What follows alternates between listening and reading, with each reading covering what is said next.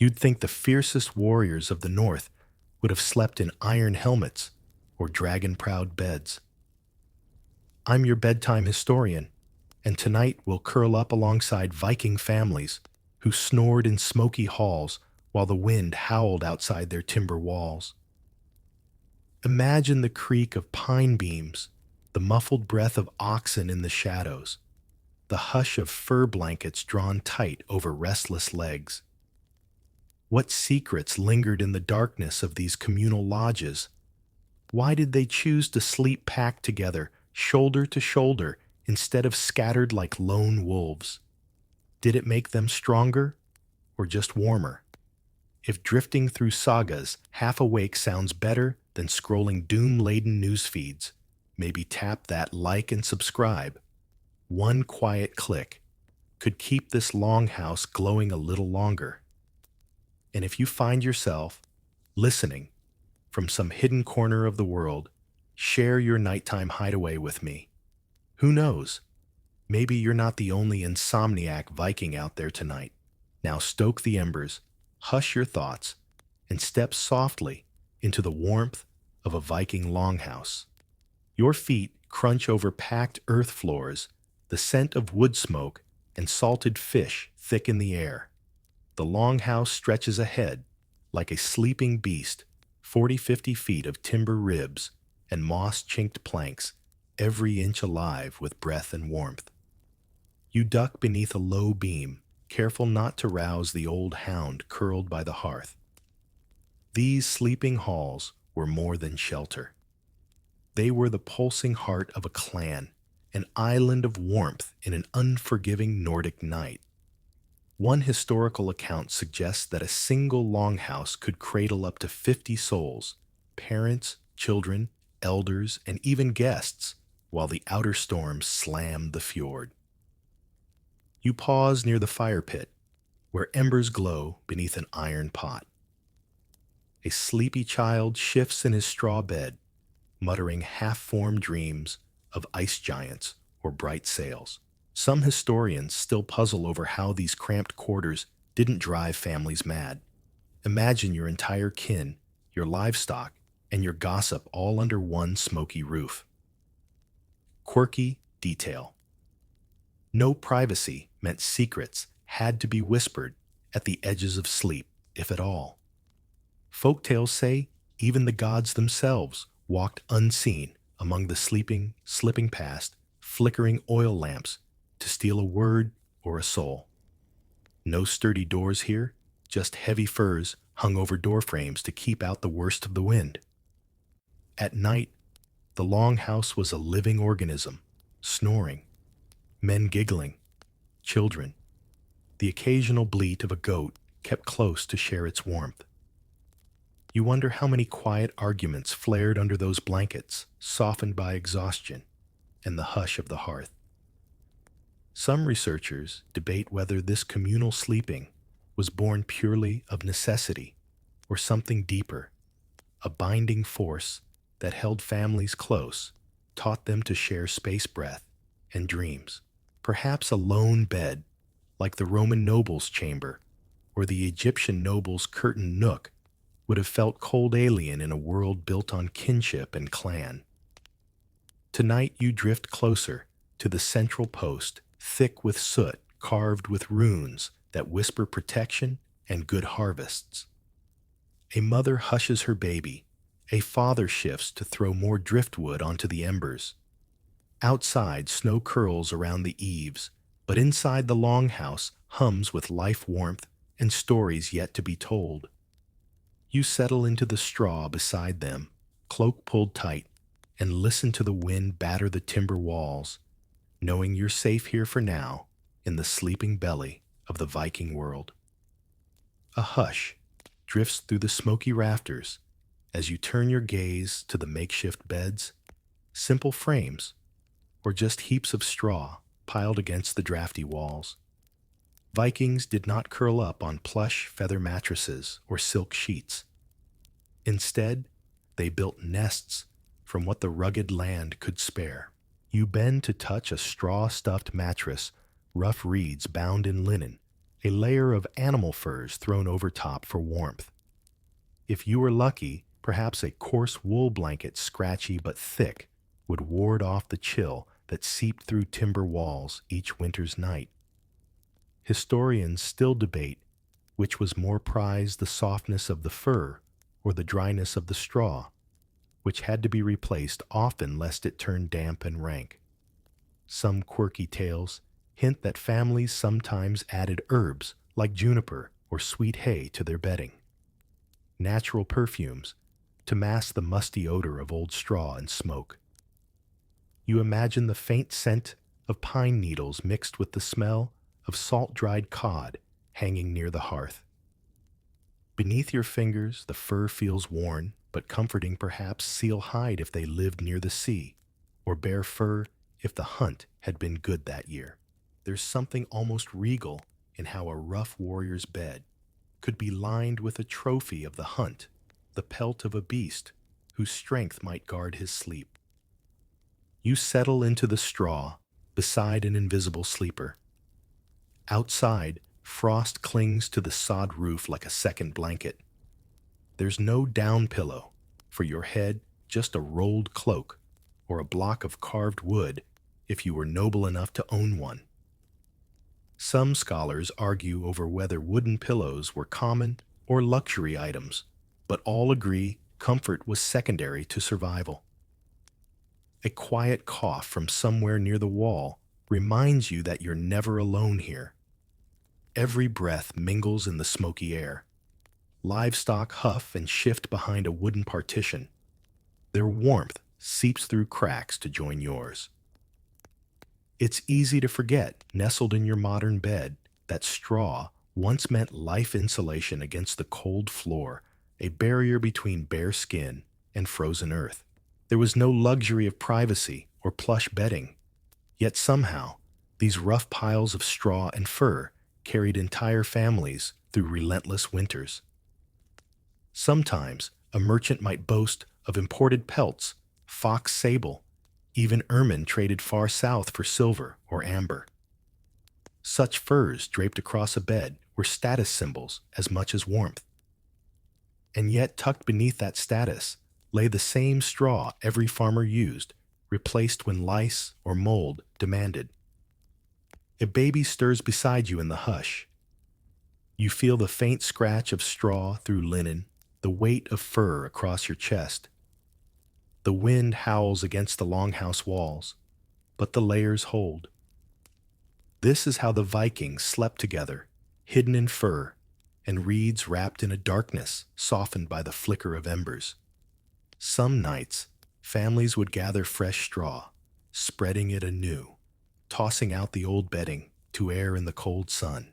You picture it, women laughing as they shake out armfuls of musty reeds, children chasing stray stalks that dance away on the breeze. There is no scholarly agreement on exactly how these beds looked, but each unearthed longhouse hints at the same truth: survival required simplicity. And simplicity demanded ingenuity, twisting what little they had into warmth, shelter, and the promise of sleep until dawn. So you lie back on the imagined straw furs, tucked close, and feel the comforting itch of reeds at your back. You breathe in the smell of wood smoke and old pine, and for a moment, the chill of the north feels far away, held at bay by straw fur and the soft snore of those dreaming beside you. A soft rustle breaks the night's hush cloth, brushing straw boots being tugged off with a sleepy grunt. You shift your gaze to the bundled figures curled under furs and wool. There's something oddly charming about how Vikings, fierce raiders by day, slip beneath blankets, fully clothed tunics and trousers and all. You pull the edge of a fur aside, peeking at the layers beneath. Heavy woolen shirts, thick linen undergarments, perhaps even leather leggings if the chill bit deep enough. A modern sleeper might wonder how they didn't roast alive, but in a timber hall that breathed drafts through every plank, every thread of fabric was a fortress against the frost. Some researchers still debate whether sleeping fully clothed was purely practical or also symbolic, a shield kept close in case of a midnight threat. A Viking warrior never truly laid aside his readiness. If an enemy stormed the hall, there'd be no fumbling with laces or hunting for missing breeches. He'd rise, grab his axe, and defend hearth and kin without pause. You wonder how that felt.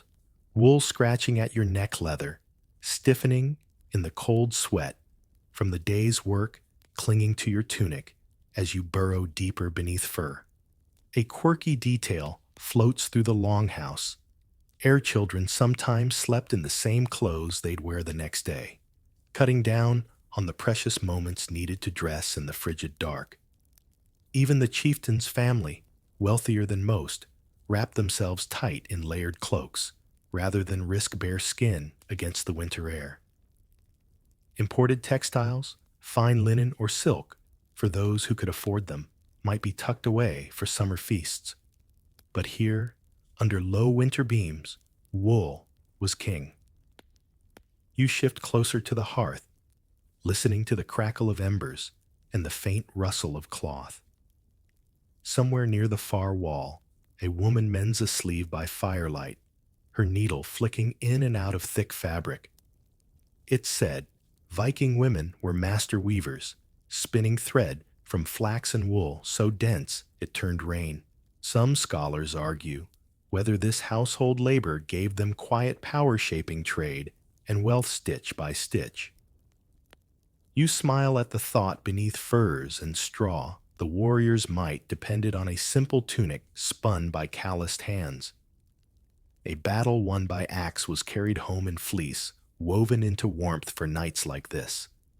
Another soft shuffle, someone tugging a cloak tighter, shifting closer to a sleeping child. You catch the scent of lanolin, the faint oil that clings to raw wool, mingling with the smoke, and the musky sweetness of dried herbs tucked into a belt pouch. If you listen closely, you can almost hear the sigh of relief as warmth settles between cloth and skin. Outside, a gust rattles the wooden doorframe. The cold creeps in, brushing your cheek like an unwelcome guest.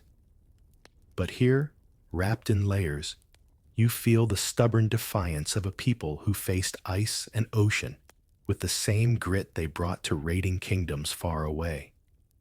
There's an intimacy to this nighttime wardrobe, a quiet trust that cloth and kin will hold back the cold and the dark. Some historians suggest these bundled sleepers were closer for it shoulder to shoulder, warmth pressed skin to skin beneath the scratch of wool and the softness of fur. You tug your own imagined cloak closer, feeling the weight of centuries in each fold. The fire sighs again, a few sparks drifting up to vanish in the rafters. Outside, the north sleeps under a blanket of snow. Inside, the Viking sleeps, wrapped in layers, dreams, stitched as tightly as the seams of his tunic. Sleep warmth, and the promise that when dawn comes, you'll rise, already dressed, to face whatever waits beyond the longhouse door. A muffled chorus of snores fills the smoky hall, a gentle reminder that Vikings did not drift to sleep alone. You roll onto your side and find yourself shoulder to shoulder with warriors whose dreams echoed the clash of steel and the hush of waves. Picture it: long voyages across icy seas, cramped quarters on low-slung ships, and warriors bundled together beneath sealskins or coarse wool cloaks. Sleep was not a private affair for these raiders. It was a necessity carved out between storms, watch shifts, and the distant threat of an enemy sail on the horizon. You shift your gaze to the low bunks lining the sides of a warship, planks smeared with tar and salt. It's said the crews slept in shifts, half dozing, while the other half kept watch eyes scanning the dark waves for danger. Some historians argue whether these shifts were rigidly enforced, or simply a natural rhythm that grew from days at sea. A quirky detail floats alongside the creaking mast in your mind. Warriors often use their shields as windbreaks, leaning them against the hull to block spray and chill. Beneath those curved wooden circles, they'd huddle in pairs or small groups, sharing warmth like wolves in a den. You listen for the low rumble of a chieftain's snore, a sound that might once have been as comforting as the creak of timbers or the slap of salt water on oak. If the leader slept soundly, perhaps the night was safe. If he stirred, hand drifting, to the hilt of an axe, even in slumber, it might mean danger lurked beyond the prow. On land, these warriors found the same comfort in shared sleep. A longhouse during the cold season often meant warriors returned from raids, laying their weary bodies down among family servants and guests. Some curled close to the hearth. Others made do near the door furs tugged up to block the draft that slipped through rough-hewn planks. Some scholars still puzzle over how such tight quarters didn't breed constant quarrels. After all, these were proud men fierce enough to cross oceans in open boats, yet here they lay pressed side by side, axes set within arm's reach, but unused in the hush of sleep. Perhaps it was exhaustion that dulled old rivalries, or maybe the communal hush of snoring warriors did what swords could not bind them together in fragile peace. You trace your finger through the air, imagining the row of boots lined neatly by the wall leather, stiff with salt soles worn thin by endless marches. In the corner, a battered shield rests against a post painted with a faded knotwork design. You wonder what dreams flicker behind the eyes of the man who owns it.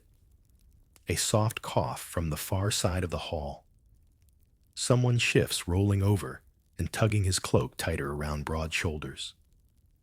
Another sigh, another snore, each sound weaving into the strange lullaby of a Viking night. Some tales suggest the fiercest fighters were also the loudest sleepers, their snores rattling through the rafters like distant thunder. A curious child awake in the dark might giggle at the grumbling chorus, then burrow closer to a parent's side. In this world of straw beds and creaking beams, privacy was a rare luxury, but maybe that was the point. Togetherness made warmth. Togetherness made strength. And if the shadows beyond the longhouse door held foes, then the warriors within made sure none entered unchallenged. So you lie there, between rough wool cloaks and the soft rasp of breath, listening to the warriors' snores, blending with the wind outside. For tonight, the ships are anchored, the axes are laid aside, and the Viking warriors sleep as one united by the same darkness that once sent them out to conquer the edge of the known world. You feel the hush deepen as you wonder what flickered behind those closed eyelids, what stories played out in the minds of men and women who lived by Swordsea and Saga. Dreams to the Vikings were not idle illusions drifting through restless heads. They were threads to another world woven into the very fabric of Norse belief. Roll closer to the hearth, where the embers glow like the eyes of old gods watching from the rafters. Here in this flickering half-light, dreams mattered. Some historians suggest that the Norse believed dreams could be omens, whispers from the gods or ancestors hinting at glory doom or fortunes yet to come. There's no scholarly consensus on how widespread this belief was. Some argue it was the domain of skalds and seers, while others think every fisherman and farmer trusted the quiet truths that arrived in sleep. A quirky rune-carved charm dangles near your bed, a tiny amulet meant to guard a dreamer's mind. Perhaps a sliver of bone or a polished stone wrapped in leather tucked under a pillow of straw. These talismans, so simple, held the weight of entire worlds. A dream of Valhalla could steady a warrior's hand or chill his bones with visions of an early grave. You shift and listen to the low breath of the hall warriors, children, old folk, all drifting through their own shadowed sagas. It's said that Odin himself, wanderer and god of secrets, might slip a dream into a sleeper's ear, weaving riddles and prophecies into a restless mind. Some dreamers woke certain they'd glimpse the shining halls of Valhalla, vast feasting tables, golden shields, and the endless battles promised to worthy souls. Yet dreams were not always so grand. Some tales tell of farmers who dreamt of lost cattle only to find them the next dawn wandering by the fjord. Others claimed a dream might warn of an enemy raid, giving families precious hours to flee or fight. Was it superstition, coincidence, or something deeper that tugged at the Viking mind? Historians still argue over how much weight these midnight visions truly carried. Beside you, a young boy stirs in his sleep, murmuring fragments of words that fade before they reach the smoky beams above. Perhaps he dreams of sailing beyond the horizon, or standing beside Odin's wolves in a hall of endless feasts. You pull your fur closer, feeling the soft scratch of wool at your neck, the steady rhythm of breath all around. The longhouse is alive with dreaming one body, many minds drifting through hidden doorways. Outside, the wind rattles the turf roof, but within these timber walls, dreams bind the sleepers tighter than any iron lock. You think of how these same dreamers would wake, shrug off visions like old cloaks, and march into days of fishing, farming, or raiding, always with one eye on the sky, watching for signs that match the shapes seen behind closed eyes. A faint scent of burned herbs drifts from the hearth, a reminder that some families might burn mugwort or other sleepy plants to stir visions or guard against nightmares. No one wanted dreams of frost giants or the endless darkness of Niflheim creeping into their minds while they slept side by side with their kin. You close your eyes and imagine a dream drifting toward you. Now, a whisper of a fjord glittering under moonlight, the flap of a sail catching wind, the distant clang of swords meeting far beyond this warm hall.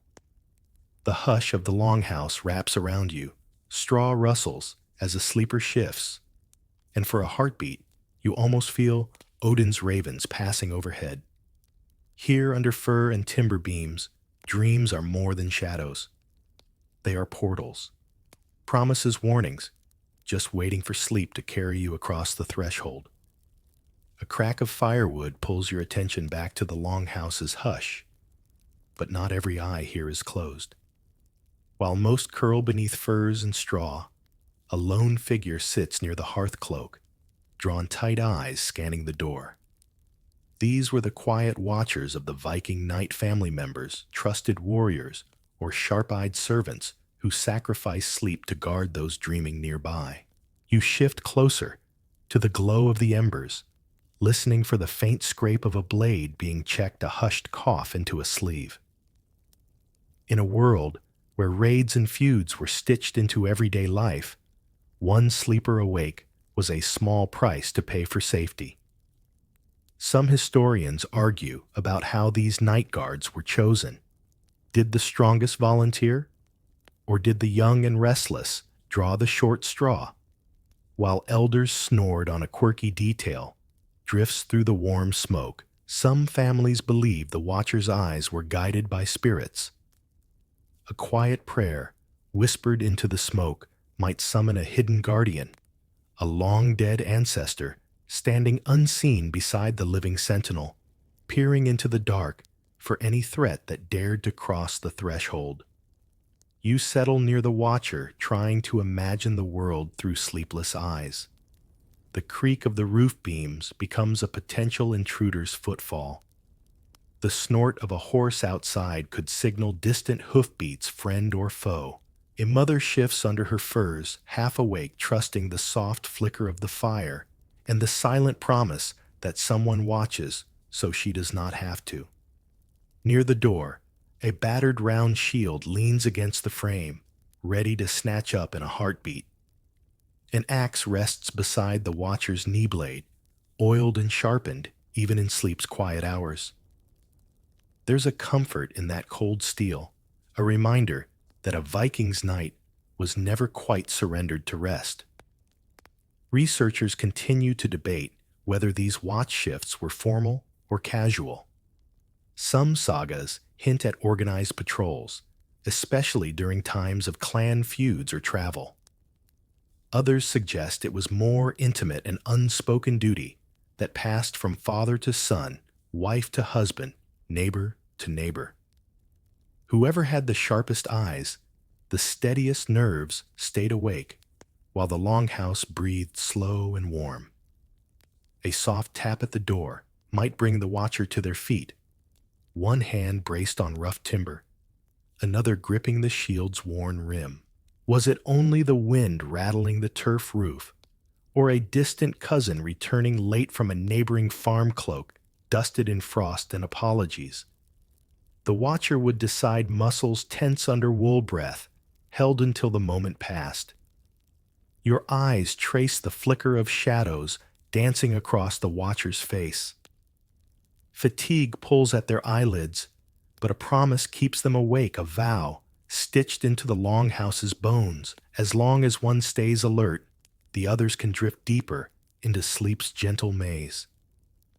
A hushed cough from the far corner, someone stirs, then quiets again.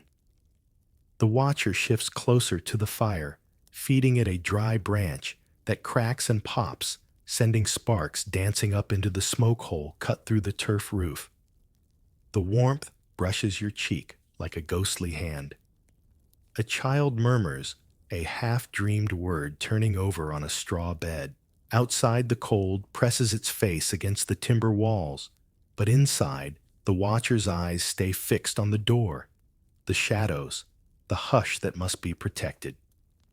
You imagine how many centuries this silent ritual endured one figure at the edge of sleep, guarding the dreams of all.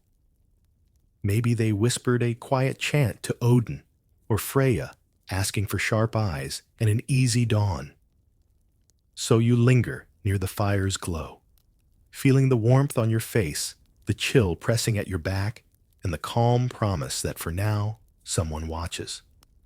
The longhouse sleeps because one soul stays awake, vigilant, patient, and ready to greet whatever the darkness brings. You shift deeper into the warmth, and your ear catches a soft bleat, a small reminder that not every heartbeat in this longhouse walks on two legs. Livestock in the sleeping quarters might seem strange to a modern sleeper wrapped in fleece blankets and central heating, but for Vikings, a cow or a goat inside meant the difference between comfort and frostbite. Peer past the flicker of the hearth, and you'll see shapes moving in the shadows. Shaggy sheep huddled near the far wall, a calf dozing on a bed of straw, its breath puffing tiny clouds into the smoky air. Some historians still puzzle over how these homes didn't reek unbearably of dung and wet fur, but practical folk know the warmth was worth the inconvenience. There's an old tale of a farmer who swore he owed his survival to a stubborn goat that refused to sleep in the shed. Every bitter night, that goat's warmth curled through the rafters like a second fire. Quirky detail. Sometimes, families braided charms into the animal's halters to guard against trolls or thieves who might fancy an easy meal wandering into the longhouse at night. You crouch closer, careful not to startle the drowsy animals. A cow lifts her head ears, flicking at some sound only she can hear. Outside, wolves might howl at the edge of the forest, but here the beasts that fed you by day fed you warmth by night.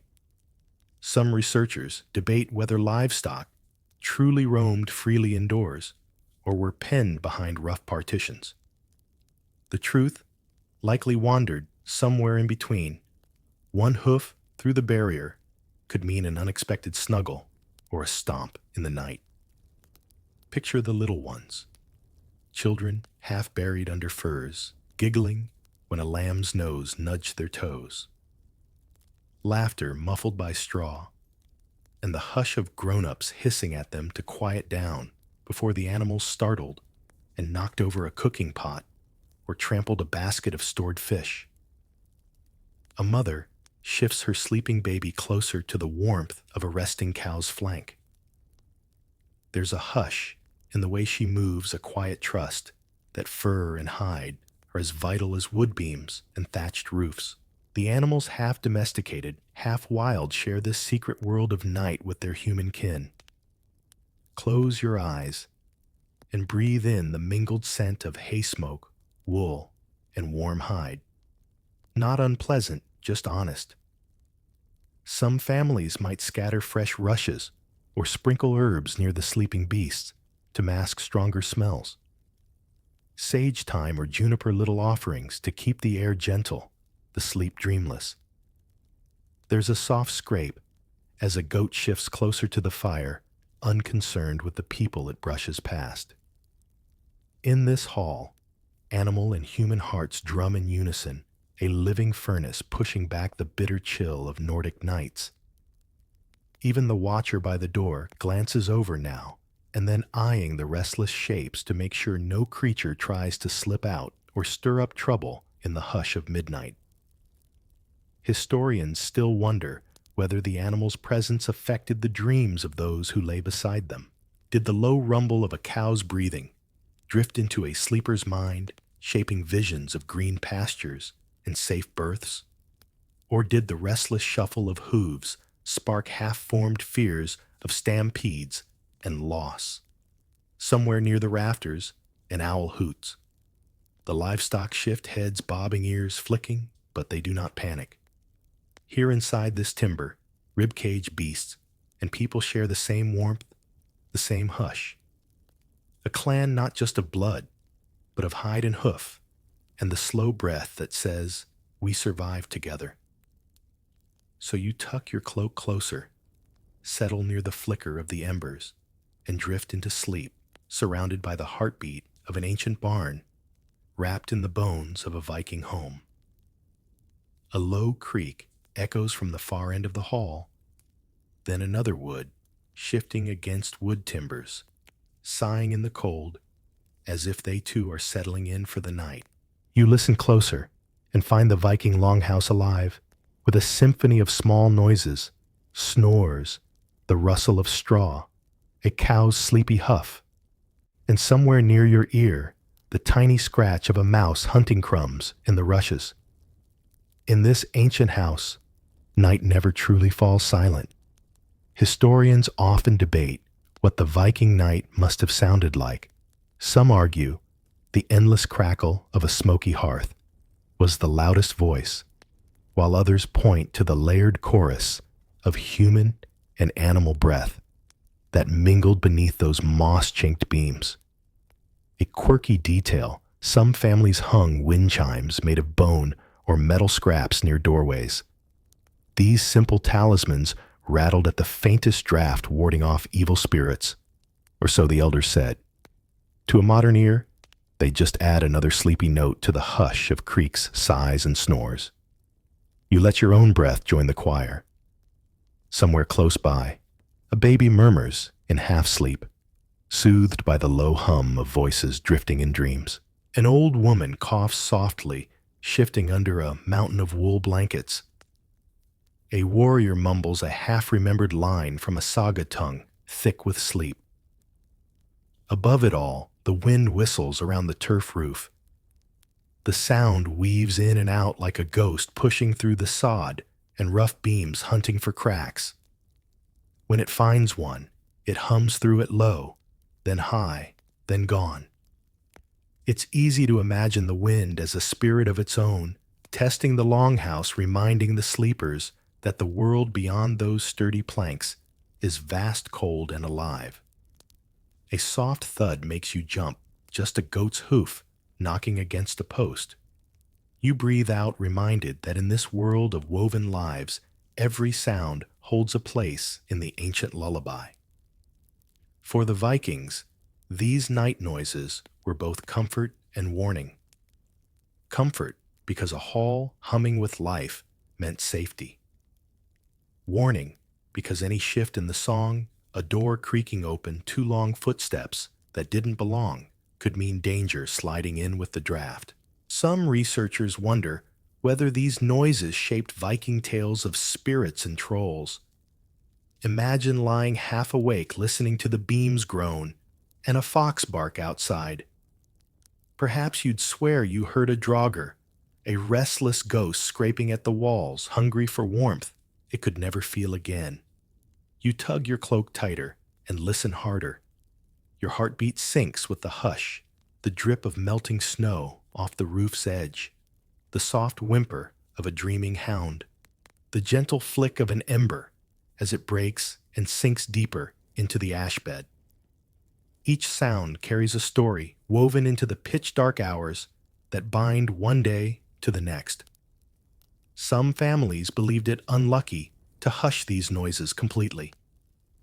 A too silent hall might draw a witch's envy or tempt mischievous spirits. So they let the goats shuffle, the dogs snore, the floorboards sigh. These were signs the house was alive, proof the clan, the beasts, the watchers, and the timbers themselves breathed as one. You roll onto your back, eyes tracing the shadows that flicker along the beams. Outside, the north wind keens like a distant horn. Inside, the orchestra plays on snuffles, Russell's soft footsteps padded across straw. It's a symphony older than any written score, played every night by countless families who trusted these night noises to guard their dreams. You close your eyes, listening for one last creak, one final sigh, before the hush settles back in and carries you deeper into the warmth of a Viking night. A faint glimmer of dawn, still hours away, yet here in the Viking North, the cycle of sleep bows to more than just the sun. You shift under your imagined fur, listening for a sign of daybreak that may not come for weeks, or one that might never seem to set at all. In this far-flung corner of the world, the seasons themselves carve deep lines into every dream and waking moment. The longhouse breathes in sync with the seasons. In winter's iron grip, darkness can linger for months, pressing families deeper into beds of straw and fur.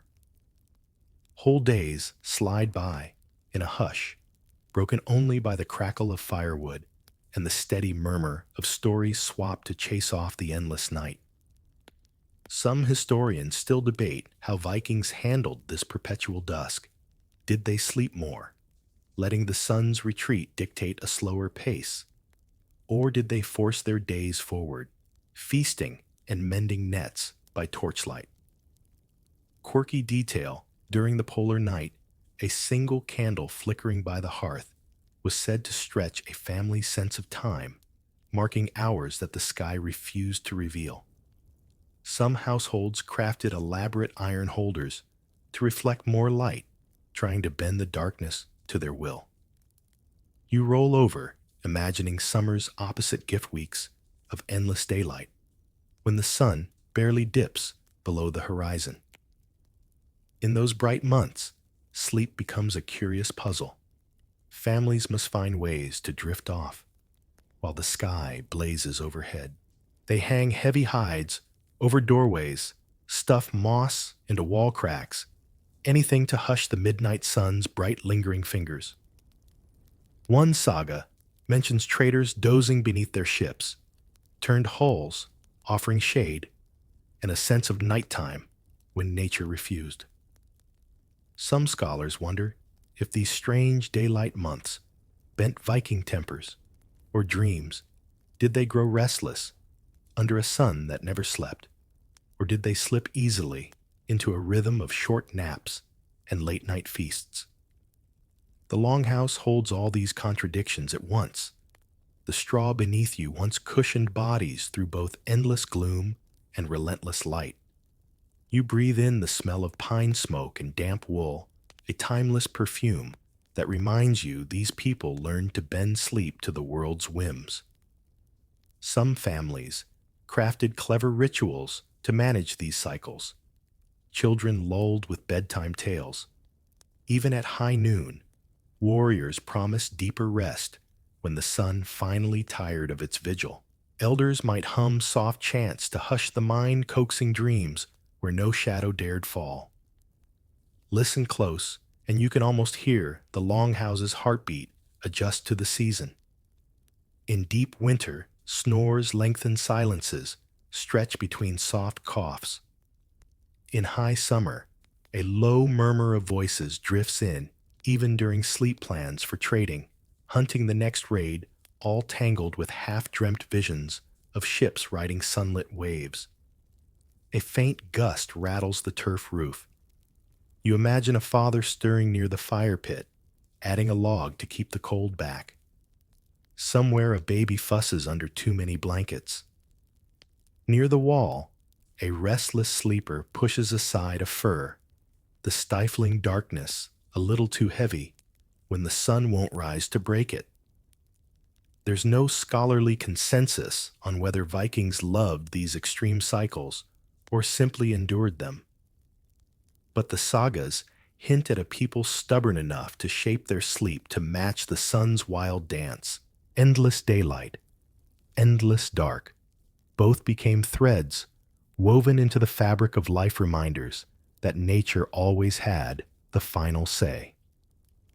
So you shift deeper into your imagined bed of straw, listening for the hush that comes with a world where the sky forgets its own bedtime.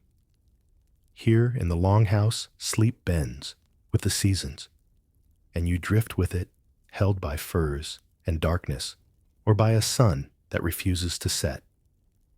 You stir under your imagined cloak as a faint scent drifts past your nose, sharp herbal something tucked into a pouch or scattered in a corner to ward off nightmares. Here, in the hush of the longhouse, sleep was not left entirely to chance. Rituals, charms, and secret bedtime habits wrapped the Vikings as tightly as their furs. Shift your gaze to the rafter above the hearth. A small bundle hangs there tied with a strip of woven linen, dry herbs, and maybe a carved piece of bone, a charm meant to hush restless spirits that might slip through the timber walls. Some historians still puzzle over which herbs were favored: juniper mugwort, sweet gale, each chosen to soothe the mind or banish troublesome dreams. There's no single consensus. Oral tales hint at dozens of local customs, a patchwork of beliefs stitched from farm to fjord. A quirky image flickers in your mind, a mother sprinkling crushed juniper into her children's straw beds, hoping its sharp scent would keep away bad dreams, or the wandering eyes of hidden trolls. Some families rubbed garlic on doorframes or tucked tiny runestones under pillows, trusting that runic shapes might block a nightmare's path. Near the hearth, an old woman mutters to herself, fingers tracing symbols in the soot.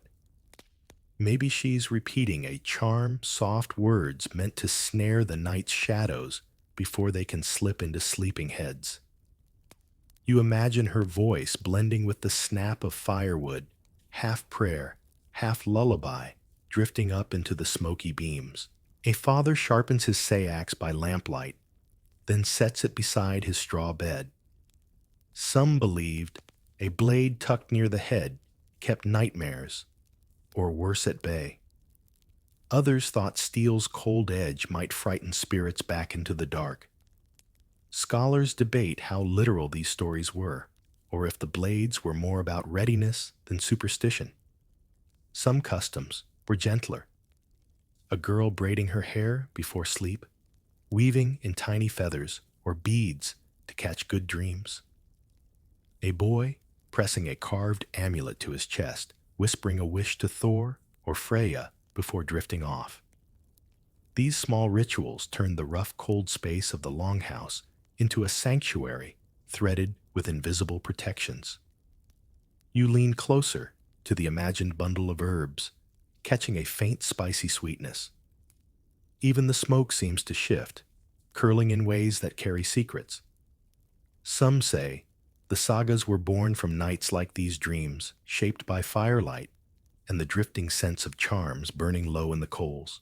A soft shuffle near your feet, a child half awake, clumsy fingers fumbling for a carved wooden figure tucked deep under a fur. A tiny horse or dragon, perhaps, meant to guard the mind's door, while sleep carries the dreamer elsewhere. Quirky detail: some families believed these toys could come alive in dreams, chasing nightmares, away with tiny wooden hooves or a dragon's silent roar.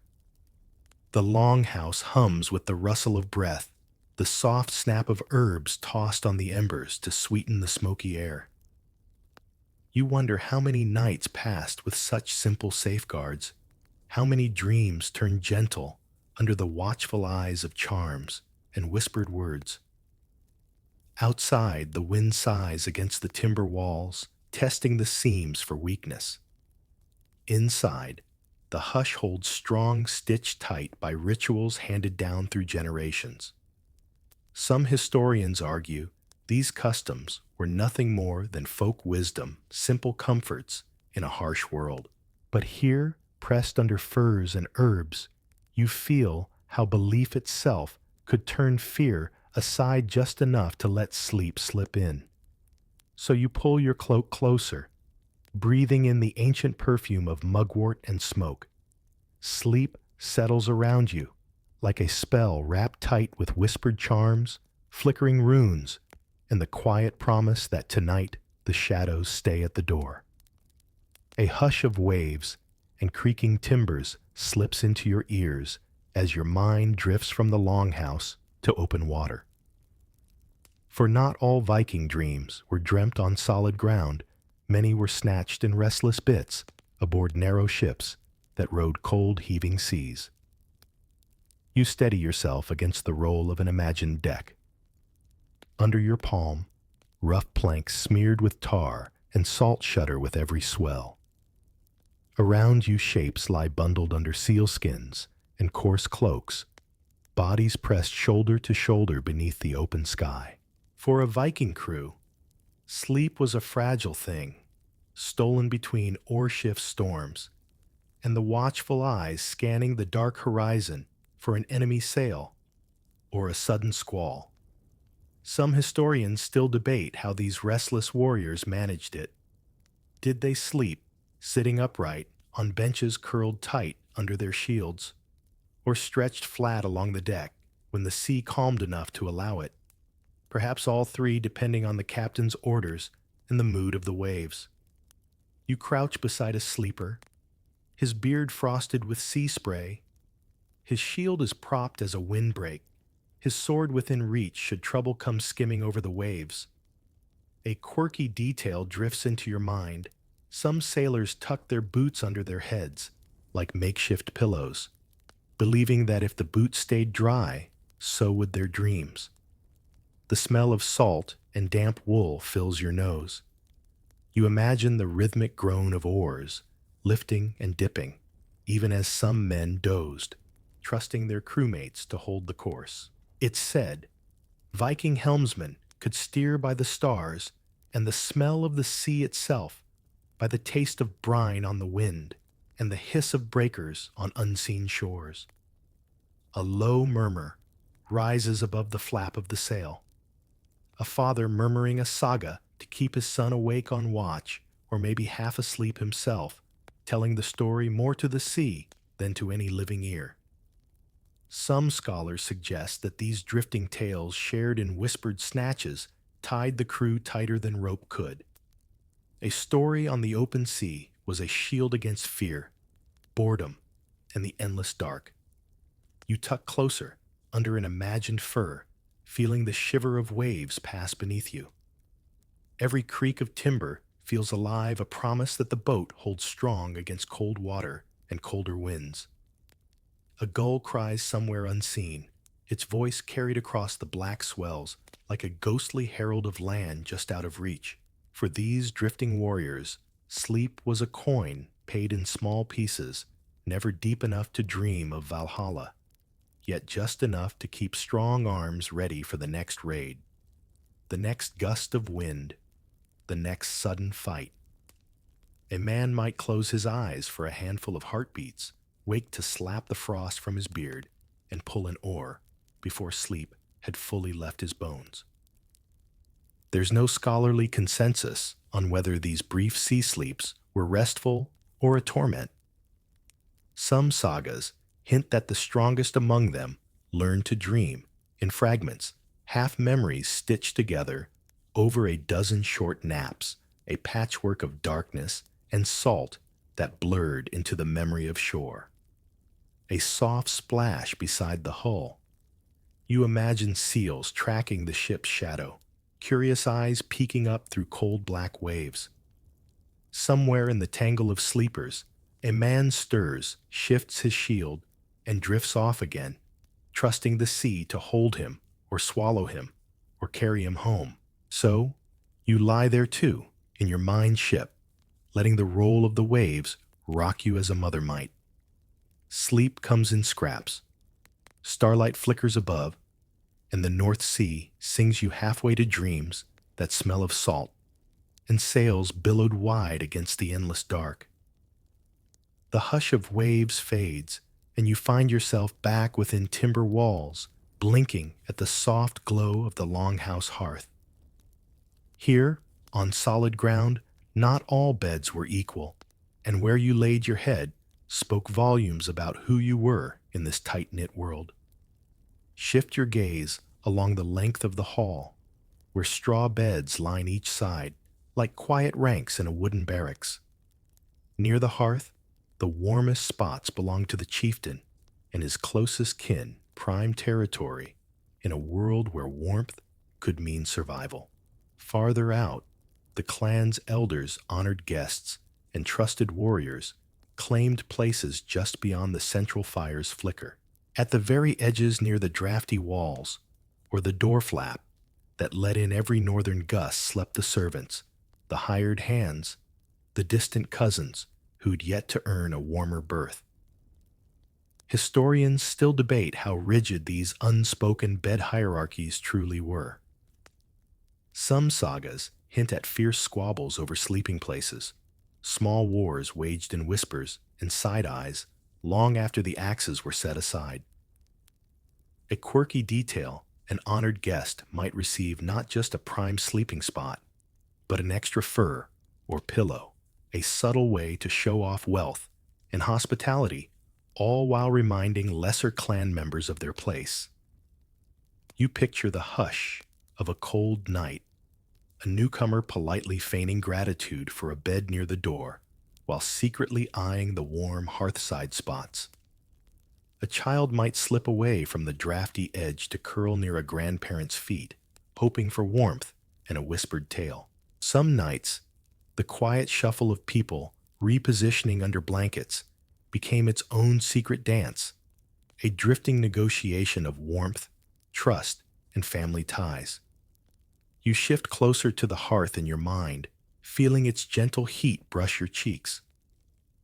A father nudges a teenager aside to make room for a favored uncle just back from a voyage. A mother tucks her youngest near her hip, daring the cold to reach them under layers of fur and woven cloth. Some scholars wonder if these nighttime arrangements strengthened family bonds, binding everyone in a mesh of obligation and protection that daylight squabbles could never fully undo. A soft laugh flickers in the darkness, a servant girl whispering a joke to the boy beside her as they curl near the animal pen. Even at the drafty edge, there's warmth to be found in company, a shared breath against the night's sharp bite. Maybe tomorrow they'll rise before dawn to scatter fresh straw or milk, the goats proving themselves worthy of a closer place to the hearth next winter. A curious hush hums above it, all the knowledge that no matter your place tonight, The shifting winds of fortune might move you closer to the fire or push you back toward the cold door before too long. In this clan world, loyalty, marriage, wealth, and a single good story, told at the right moment, could lift you from the icy edge to the heart of the warmth. You lean back against the imagined post, watching the shadows breathe across sleeping faces. Each straw bed is a page in the clan's quiet history. Who rose, who fell, who stayed awake dreaming of a warmer place closer to the glowing embers. There is no scholarly consensus on whether these arrangements ever truly held peace through the long winters. But perhaps that's what made them human, quiet struggles layered under fur and straw, half forgotten by dawn's first light. So, you draw your own imagined fur closer, listening to the draft slip beneath the door flap, the crackle of the hearth spitting soft sparks.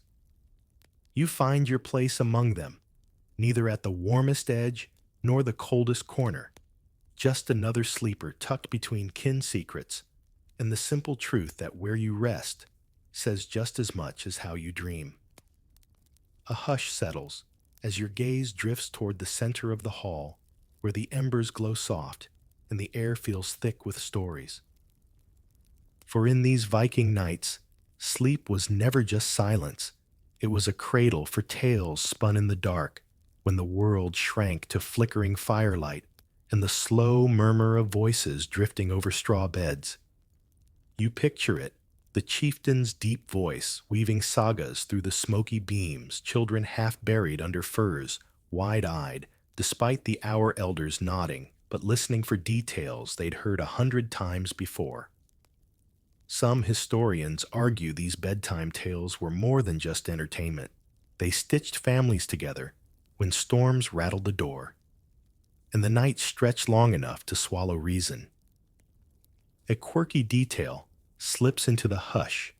Some families used gossip, like a bedtime suite, trading the day's secrets after the chores were done and the goats quieted down. A stolen glance at a neighbor's trade, a whispered worry about a rival clan, all murmured under the cover of snoring warriors and the soft thrum of sleeping livestock. Your ears catch the hush of an old skald's tongue. He leans near the fire tracing patterns in the ash as he spins a tale of giants and frost witches, of Odin's ravens perched above a battlefield lit only by moonlight. His voice rises and falls, sometimes fierce, sometimes barely more than breath. The children cling to every word, clutching tiny charms or scraps of fur, as if they could hold the saga in their fists. Some scholars still debate whether every longhouse had its own keeper of stories, or if tales simply drifted from mouth to mouth, like embers on the wind. What's certain is that these nights carved memories deeper than any rune etched in wood. A well-told saga might bind feuding cousins, soothe a grieving mother, or promise a young warrior his own place in Valhalla's echoing hall. You shift your straw bed closer to the warmth of the imagined circle. An old woman hums under her breath, finishing the skald's lines when his voice fades.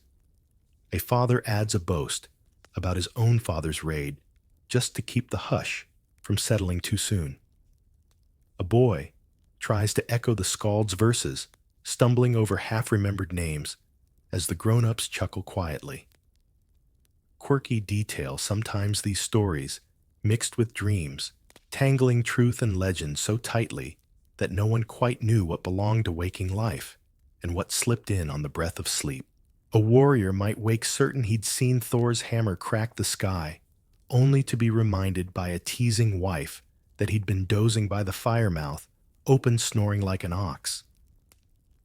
Outside, the wind tests the moss-chinked planks again, but the tales hold stronger than any latch or timber beam.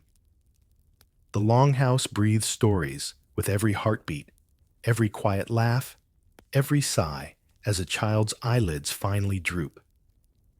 There's no scholarly consensus on how these tales changed over time. Some say each telling added new heroes, new boasts, new monsters lurking beyond the fjords. Others believe the core truths never shifted, rooted deep in the North's cold soil family courage and the quiet promise that as long as a story is told, the dead are never truly gone. So you sink deeper into your straw bed eyelids, heavy the soft murmur of voices brushing your ears like warm fur. In this hush, you drift halfway between waking and dreaming, where sagas live, gossip dances, and a flickering hearth can hold the whole world together until dawn slips a pale hand through the smoke. A low rustle of fur, a muffled yawn, somewhere in the hush of the longhouse. The first stirrings of dawn begin their slow creep, though the sun itself may still linger below the horizon for hours yet. You blink against the dark, imagining how a Viking would rise from these straw beds when the time came to trade dreams for daylight. You listen to the faint shuffle of feet on packed earth. A father sits up first, shoulders hunched against the cold that seeps in wherever the fire's glow can't quite reach. He rubs sleep from his eyes, reaches for his cloak, and glances toward the heavy fur draped over the door. Outside, the wind rattles, but inside the warmth still clings to the sleeping figures curled in uneven rows. Historians still debate whether Vikings rose with the sun out of necessity or ritual. Some argue that in the deep winters, when darkness could last near endless hours, families stayed abed far longer than the cock's crow would ever allow in southern lands. Others suggest the first hint of pale light, however faint, was enough to pull even the sleepiest warrior or weaver from their nest of straw and fur. A quirky detail drifts through the hush. A few old sagas mention children sent out before dawn to knock snow from the turf roof, shivering as they climbed feet bare to keep drifts from weighing the beams down. Perhaps those same children were the first to feel the frostbite bite their toes, an icy push to dash back inside and burrow under blankets beside their parents, hoping for a few stolen moments more of warmth. You shift, feeling the imagined scratch of straw at your back. Around you, the hall hums as sleepers stir an old woman's cough, a baby's sleepy fuss, the soft creak of a shield lifted from its resting place beside a warrior's bed. Some folk mutter half-dreamed lines of a saga left unfinished in the night's hush. Near the hearth, a mother pokes at the embers with an iron rod, coaxing stubborn coals to flare just enough for a morning brew of thin ale or warm broth. A boy yawns, eyes crusted with sleep, clutching the fur tight around his shoulders as he edges closer to the heat. He knows soon enough he'll be out fetching water or feeding the livestock that dozed beside him all night. Scholars still puzzle over whether Viking households had any kind of alarm beyond the rising light and the restless shifting of bodies. Some suggest roosters crowed in rough wooden pens, just outside their scratchy voices, muffled by turf walls. Others think the sound of footsteps alone, the creak of a door flap, or the clang of a pot was enough to pull a family from their dreams and into the waiting cold. There's something strangely comforting in this quiet ritual. No clanging bells or shouted commands, just the gentle tug of necessity the animals need. Tending, the nets, need mending the fires, need feeding. And so the sleepers rise, shrugging off warmth like old skin. A quirky image lingers, a warrior stumbling, half-dressed toward the door, only to fling it open and find the sun still nowhere to be found, his breath turning to frost in the pre-dawn gloom. Maybe he grumbles, muttering to himself about trolls stealing the sunrise, then ducks back inside for another precious mouthful of sleep before the clan's daily hum truly begins.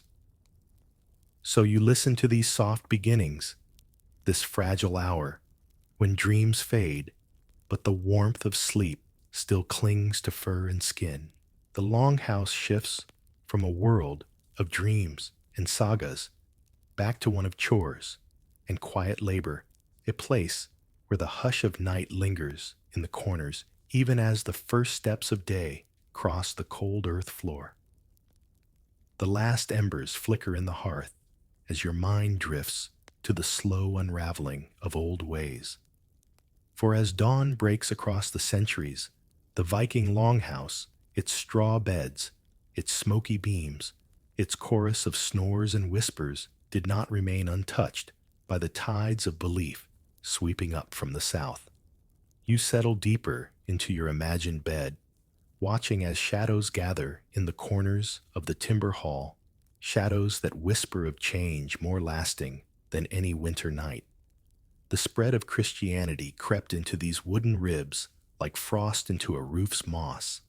Some historians still argue whether it arrived gently with traveling priests and soft promises, or whether it thundered in with kings and iron blades demanding new prayers under threat of the axe. A quirky detail flickers in the hush.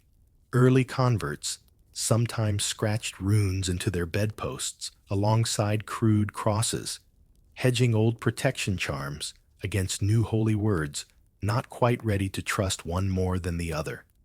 In some halls, stories of Odin's ravens shared whispered space with tales of saints and angels.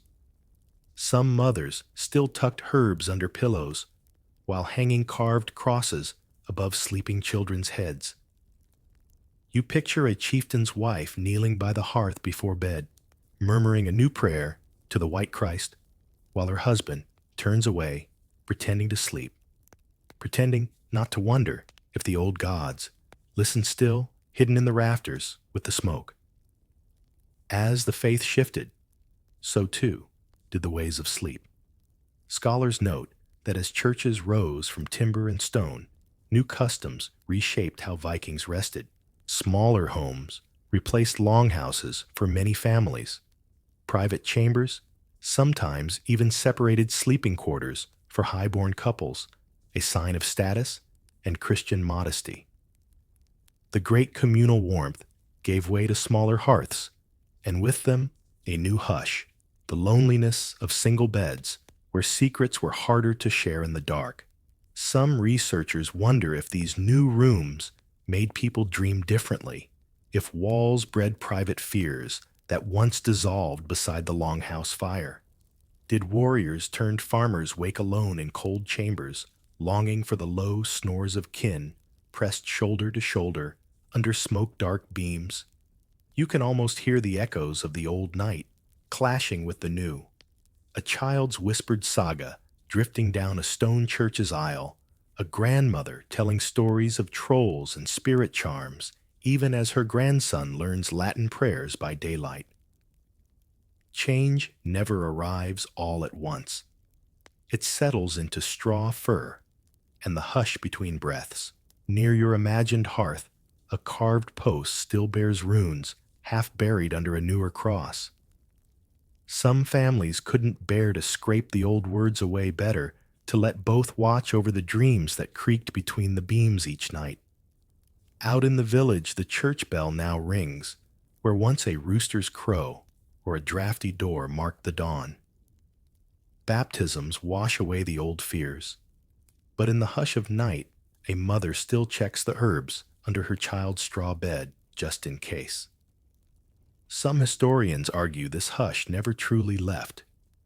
The warmth of sleeping side by side lingers in memory, hidden in folk tales and half-remembered lullabies hummed when no priest stands near. Even now, in cold northern houses, some say the wind that rattles modern windows carries an echo of the longhouse's breath, a chorus of snores, low stories, and the soft promise that warmth lives wherever people gather close. So you drift in your mind's bed, hearing both prayers and runes, both new faith and old fur. The longhouse may have faded, but its hush remains woven into the dreams of those who still listen for the creak of beams, the low rumble of livestock, and the comfort of knowing you never truly sleep alone. Yet before the hush ever settled in these timber bones held more than whispers. They held heat against the teeth of winter by log notch, by stubborn notch.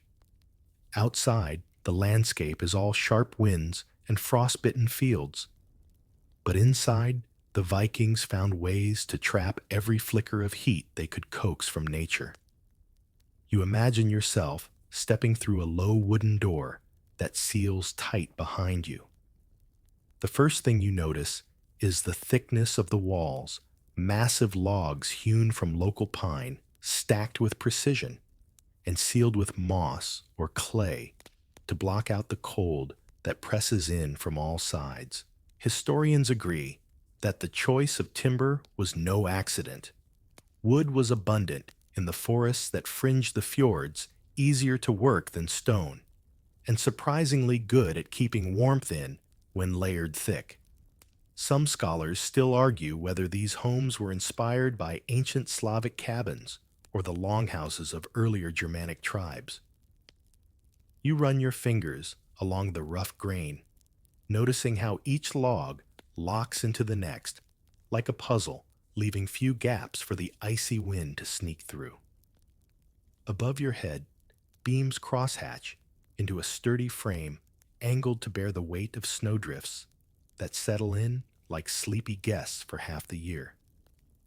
A quirky detail most people overlook.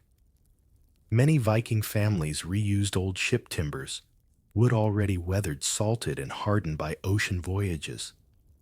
It's almost poetic, really. What once braved waves now holds warmth against the winter's bite. Inside these walls, you sense how important every scrap of heat was. There's no wasted space. Nooks and shelves are carved right into the logs to store tools, food, and precious bits of fur. When storms raged outside, the whole family might spend days without stepping out, wrapped in the layered security of timber and stories. It's not luxurious by modern standards, but to the Norse, it was a triumph of nature bent to human will.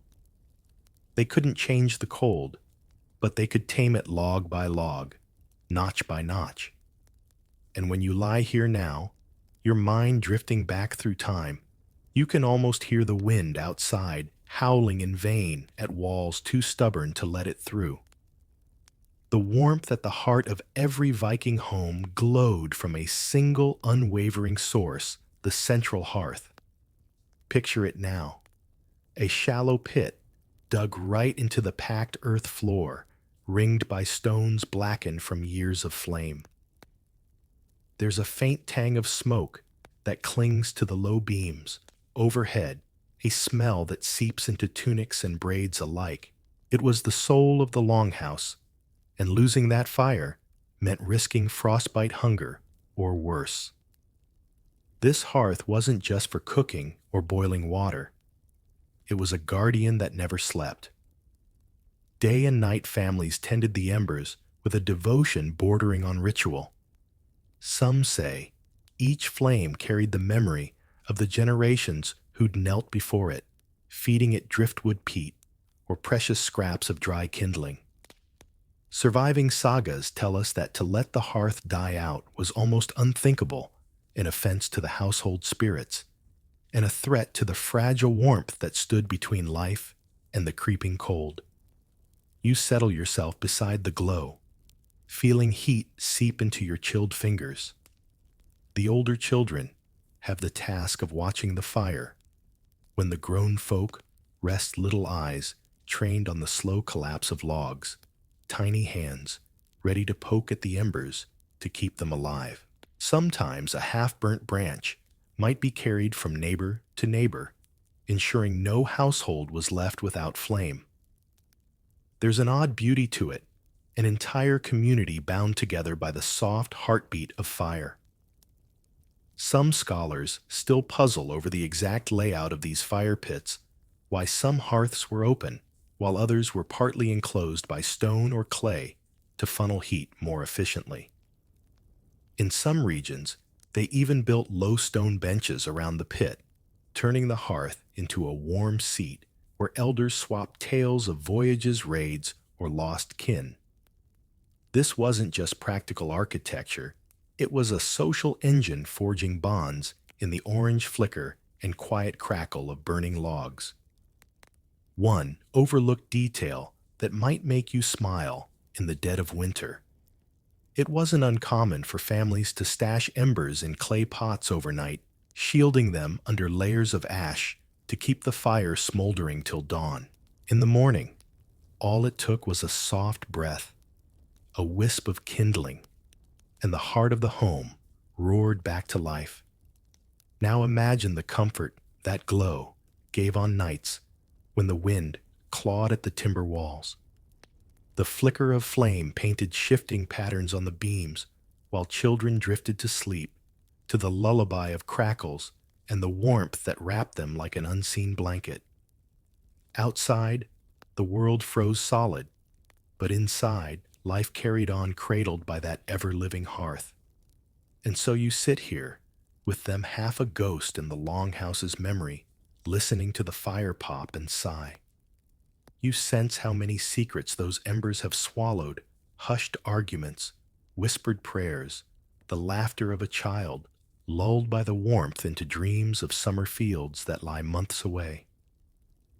The hearth remains, even when the snow buries the roof and the wind howls like a hungry wolf.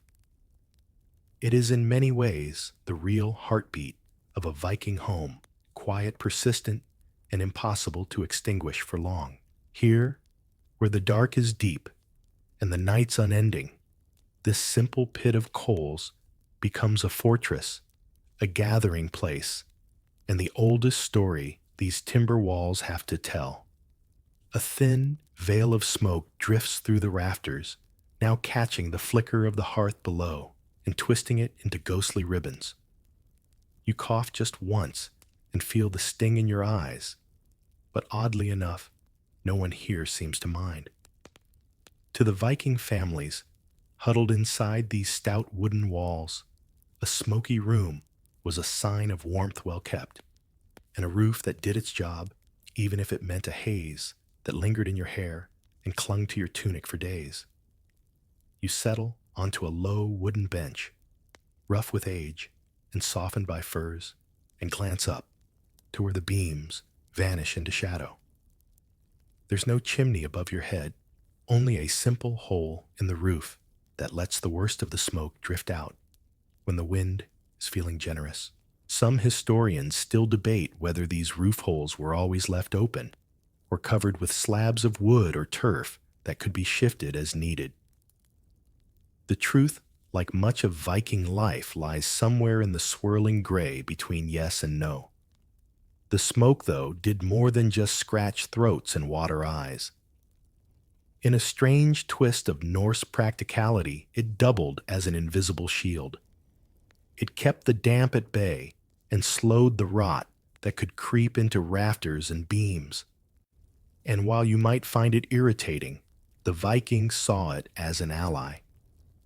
The rising smoke dried hanging herbs, smoked fish and meat for storage, and chased away insects that might have found their way into beds stuffed with straw and moss.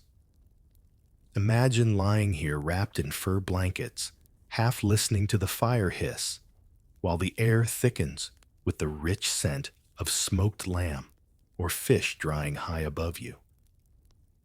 It's cozy in a way that only old wood smoke can be, sharp, earthy, and strangely comforting. Some visitors from warmer lands wrote later that Norse longhouses seemed suffocating inside, yet the families who called them home rarely complained. Generations grew up in that haze, their lungs toughened by winters spent breathing warmth and soot in equal measure. You shift closer to the hearth, blinking away a stray ember that pops into the air. In the far corner, an elder dozes under a heavy cloak, half hidden by smoke, so thick it softens the hard edges of the timber walls. A child tugs at your sleeve, impatient, bored, used to the sting in their eyes, but craving your attention for a story, a crumb of bread, a moment away from the monotony of long, dark months indoors. Quirky details slip in. With the smoke, some families believed the haze carried the voices of ancestors, mingling with the hiss and crackle to remind them of old tales and lessons. Others claimed that too clear a house, too well ventilated, too fresh, was a house that invited drafts and bad spirits both. Better to let the smoke linger than risk a sudden chill that might settle in bones and bring sickness with it. Tonight, you breathe it in with them, learning that warmth is more than just flames and fur. It's the air itself, thick and close, and stubbornly held inside a barrier of haze that traps the cold on the other side of rough timber walls. You exhale, and the smoke wraps your breath into its own story, drifting up through the beams, out the roof hole, and into the long, cold night that waits unwelcome just beyond. If you listen closely, past the crackle of the hearth and the whisper of smoke, you'll hear a different kind of warmth, a low shuffle, a soft snort, the gentle clink of a bell tied to a goat's neck. Because in a Viking longhouse, you were never truly alone at night. Tucked just beyond the main living space, you'd find a corner, or even an entire partition, where animals slept alongside their human keepers, breathing warmth into the timber bones of the house. Step carefully now. Mind the fresh straw underfoot. Here, a shaggy cow shifts its weight, a pair of sheep huddle nose to nose, and a goat eyes you with the bored suspicion only goats can muster. It might seem odd to you, this mingling of barn and bedroom, but for Norse families, it was a clever practical layer in their battle against the frost. Historians agree that keeping animals indoors was no sign of poverty or laziness. It was an ingenious way to share heat-conserved space and guard the household's most precious resources from the wolves, cold, and thieves that prowled the long winter nights. Some scholars still debate exactly how these shared spaces were arranged, whether the livestock had their own half of the house or were kept in small pens near the entryway to block the cold air that crept through door cracks. You squat down near the cow, watching its breath cloud in the dim air, mixing with the lingering wood smoke. Its body heat radiates out, warming the straw and even the stone floor beneath it. When the night stretched on endlessly and the winds outside clawed at the turf roof, that warmth could mean the difference between a restless sleep and a frozen dawn. One overlooked but curious detail: some families even invited chickens or pigs indoors during the bitterest cold snaps, letting them scratch about underfoot by day and nestle in straw-lined corners at night. No space wasted, no scrap of heat ignored. In the darkness, you can almost hear the low hum of life, a sleepy orchestra of clucks bleats, and the occasional snore from both man and beast. Imagine it now, a family of 5 curled together under rough blankets, children's feet pressed against their parents' legs for warmth, while just beyond the fur curtain, a pair of cows chew cud in slow, sleepy contentment. The smell is a mix of hay smoke and the animal musk that seeps into wool cloaks and sticks to hair long after spring arrives. This arrangement did more than warm cold feet. It meant fresh milk on hand through winter fresh eggs when hens felt generous, and a built-in alarm system against prowlers, human or otherwise. Some might wrinkle their noses at the idea of a house filled with animals. But to a Viking farmer, it was an elegant solution, shaped by necessity and trust in nature's stubborn warmth. Tonight you find yourself strangely comforted by the soft rustle of hooves and the warm, grassy smell that drifts up from the straw. It's a reminder that the Norse survived not just with fire and fur, but by folding the living world into their walls, beast and human breathing, the same air wrapped in the same fragile circle of heat. Outside, the snow piles deeper against the timber walls, muffling the world to a hush. Inside, warmth lives on four legs, as much as it does in the fire pit. An ancient pact whispered in the dark, we share the cold, so we share the warmth too. Your fingers brush the edge of a thick pelt, coarse yet soft, its scent faintly musky with years of use. All around you, furs drape from rafters, line beds, and hang like heavy curtains over drafty doorways. If the hearth was the heart of warmth, and the animals, its living coals, then these insulating furs were the Vikings' final loyal defense against the relentless Nordic chill. Step closer to the bed, a sturdy wooden frame raised just enough off the packed earth floor to dodge the damp that creeps in during long winters. Layers of hides cover it, stitched from reindeer bear or sheep, depending on what the family could hunt, trade, or raise. Some pelts still show traces of patterns or tiny decorative cuts, marks of pride in a home that might otherwise seem rough and rugged to outside eyes. Historians generally agree that fur use was more than a luxury, it was a calculated choice for survival. While woven wool cloaks and blankets did their part, nothing beat the dense warmth of animal hides for blocking drafts that wormed through gaps in timber and roof thatch. Some scholars continue to puzzle over whether these furs were traded from distant tribes or collected locally. Evidence suggests both, depending on the season and a family's wealth. You slip under one of these heavy covers, now the weight pressing you gently into the straw-filled mattress beneath.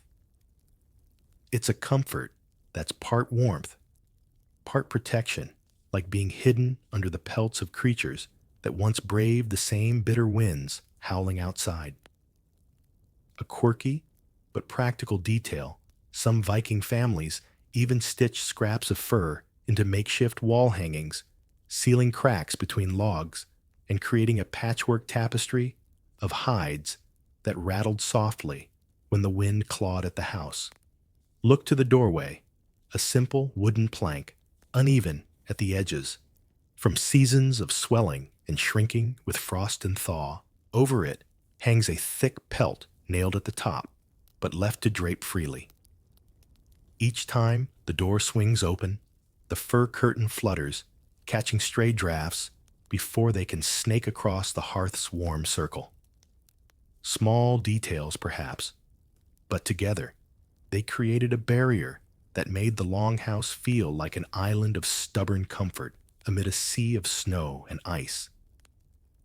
At night, when the embers in the hearth sank low, and even the cows in their corner shifted closer together, these furs became the final layer in a fortress of warmth. Parents wrapped their children like precious cargo, cocooned against the freeze that waited patiently on the other side of the timber walls. Some families passed down prized pelts through generations, a bear hide once hunted by a grandfather, a reindeer skin that reminded them of a long-ago journey north. You nestle deeper, imagining the quiet conversations that drifted across these blankets, stories of raids and trades, lost kin, and future dreams whispered just loud enough to slip through the fur-lined dark.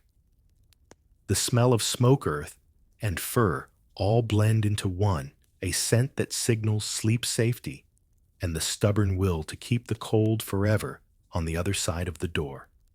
Outside, snow falls silent and steady, piling onto the turf roof and pressing its chill against the timber.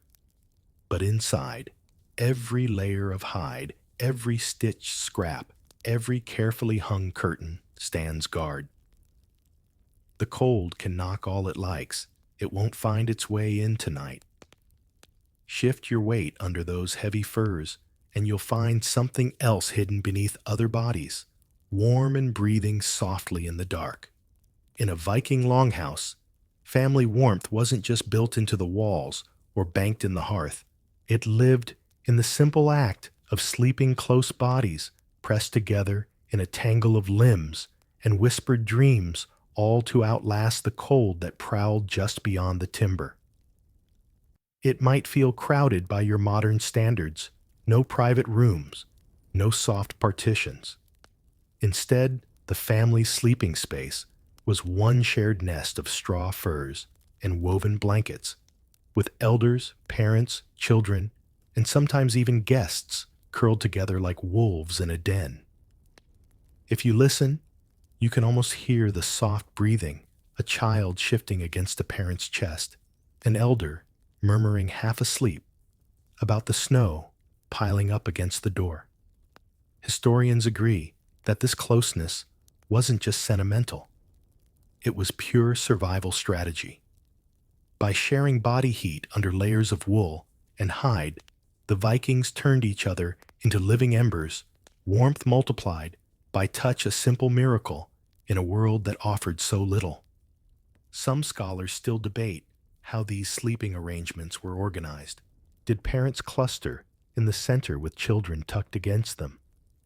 Did the youngest sleep farthest from the door, shielded by layers of older siblings? Surviving sagas hint at both, leaving only smoky clues behind.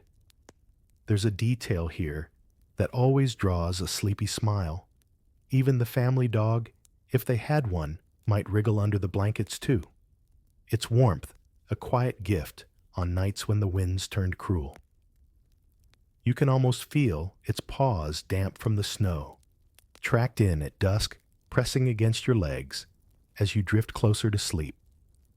This arrangement forged more than warmth, it shaped the closeness of Norse families in ways that echo through their sagas and stories.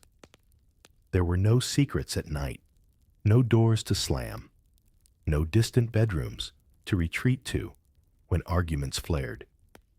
Disagreements melted under the pressing cold, and harsh words softened when you had no choice but to share your blanket with the person you'd quarreled with. It's said that forgiveness came easier when the alternative was freezing in the dark. You imagine it now, lying shoulder to shoulder, the sound of the hearth's last embers cracking nearby, the steady heartbeat of the family merging into one hush. Outside, wolves might howl on the distant hills, but in here, there's only the warmth of skin on skin, the breath of sleep, and the soft lull of life humming beneath thick fur. When morning came late and pale through the roof hole, this bundle of warmth would stir as one. Children poked sleepy heads from under blankets. Parents rose to stoke the embers, and a fresh rush of cold air might sneak in when the door swung open to greet a dawn that arrived grudgingly. But for those long hours between dusk and daybreak, the Vikings beat the cold the same way they did so many things together, with stubborn practical closeness that made the longhouse more than timber and smoke. It made it home. Tonight you share that closeness too. Half a ghost, under ancient furs, warmed by bodies that have long turned to stories. The cold outside rattles the door, but you know it won't find you here, buried in the shared warmth that turned these rough timber walls into a fortress of flesh and fur. If the cold could slip through every crack and crevice, the Vikings made sure it met its match under layers upon layers of blankets. It's late now. The hearth embers glow low and red, and you imagine yourself buried beneath a mountain of wool and fur so heavy it pins you to the straw mattress like a stone on the forest floor, safe, unmoving, warm. These weren't blankets the way you know them. Thin fleeces tossed across modern beds. Viking bed covers were thick, rough woven woolen sheets, stacked together, stitched hides, layered on top for extra bite against the winter air. Sometimes they used animal pelts, with the fur turned inward to trap every last bit of body heat. When the wind howled through the fjords and the snow piled so high it threatened to swallow the roof beams, these layers became your final armor against the long black night. Historians find hints of this simple genius in burial finds and half-burned scraps dug from ancient settlements, coarse wool, dyed with plants, fur patchwork stitched with bone needles. Some scholars argue whether each family spun and wove their own bedding or traded with neighbors for softer, finer cloth.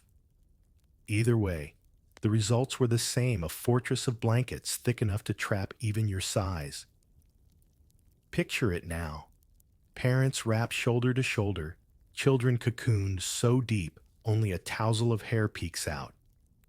If one blanket wasn't enough, you simply piled on another until the weight pressed the cold down to the packed dirt floor where it belonged. And if that still failed, then the family huddled tighter, trusting warmth to grow where bodies touched and breath mingled in the dark.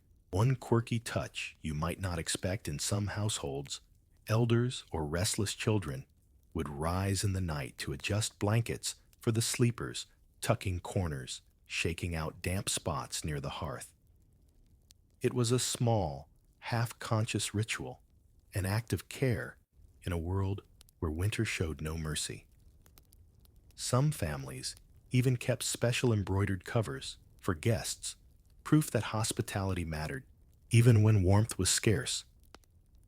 As you burrow deeper under this imagined weight, your limbs begin to sink into the straw, bedding beneath coarse but surprisingly soft after hours, under the press of bodies and pelts.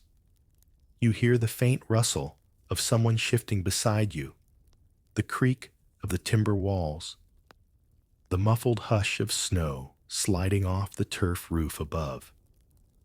The longhouse breathes with you, an ancient chest rising and falling, sheltering you in its stubborn, smoky warmth. The scholarly debates about Viking textiles might never end, whether they dyed their wool blue or green, whether they preferred sheepskin to goatskin. But here, in this buried nest, those arguments drift away like smoke.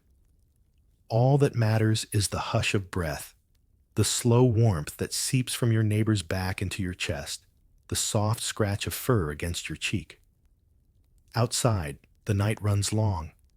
The frost waits for weakness, an open door, a fire gone cold, a blanket left too thin.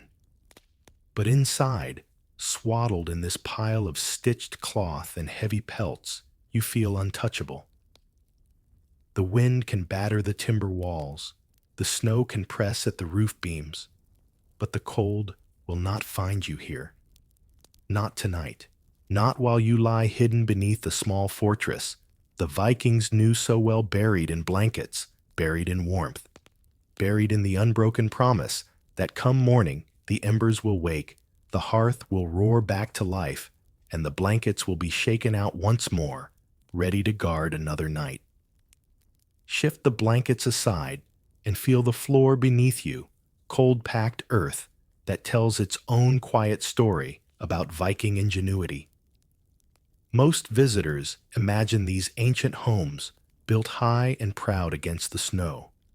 But slip your feet out from under the furs, and you'll find something curious. The floor isn't quite level with the world outside.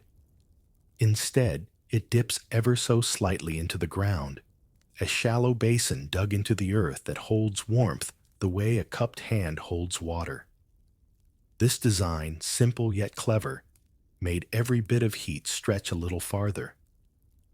Historians describe these sunken floors as half shelter, half heat trap. By digging down just a foot or two, the Vikings used the earth itself as insulation, a buffer against the winds that tore across the open fields and fjords. Some scholars debate whether these floors were a constant feature or a regional trick born from local soil and stone. But wherever they appeared, they turned a basic longhouse into a snug, semi-buried refuge. Picture yourself standing barefoot On this cold-packed earth, your breath misting in the dim light that filters down from the roof hole above. The hearth's warmth drifts outward, hugging the lower walls, the heat heavier than the icy drafts that prowl just outside. The deeper floor means the wind must first slip over the timber walls, losing its bite before it reaches your toes. It's not perfect some nights. The frost still creeps in. But when you're living in a land where warmth can mean survival, every clever detail counts. Look around the edges of this sunken floor, and you'll see more of that unassuming genius. Channels sometimes dug near the walls carried away moisture when the ground thawed and dripped in spring. A raised wooden walkway might snake through the center, so feet stayed dry when the melt seeped up from the earth. It's easy to miss these touches in the dark, but to a family huddled here, they were the difference between waking to frozen toes or to the steady protective warmth the sunken floor helped hold close. A curious footnote: some longhouses even had small pits dug near the hearth where hot stones were placed to store extra heat like ancient thermal batteries. These stones, heated during the day, released their warmth slowly through the night, one more trick to fight back the endless winter.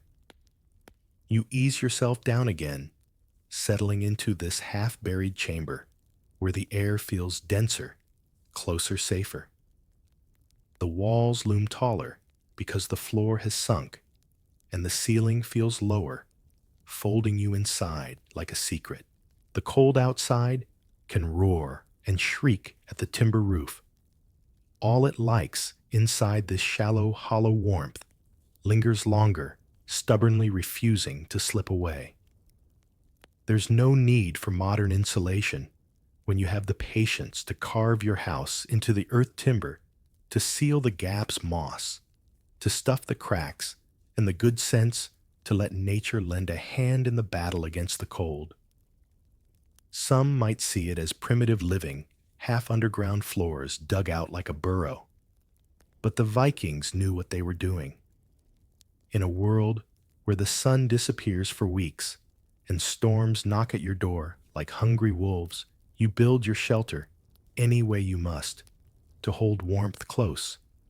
So you sit here now on this sunken floor that hugs you closer to the earth and feel the stubborn warmth that lives not just in the fire, but in the dirt beneath your feet.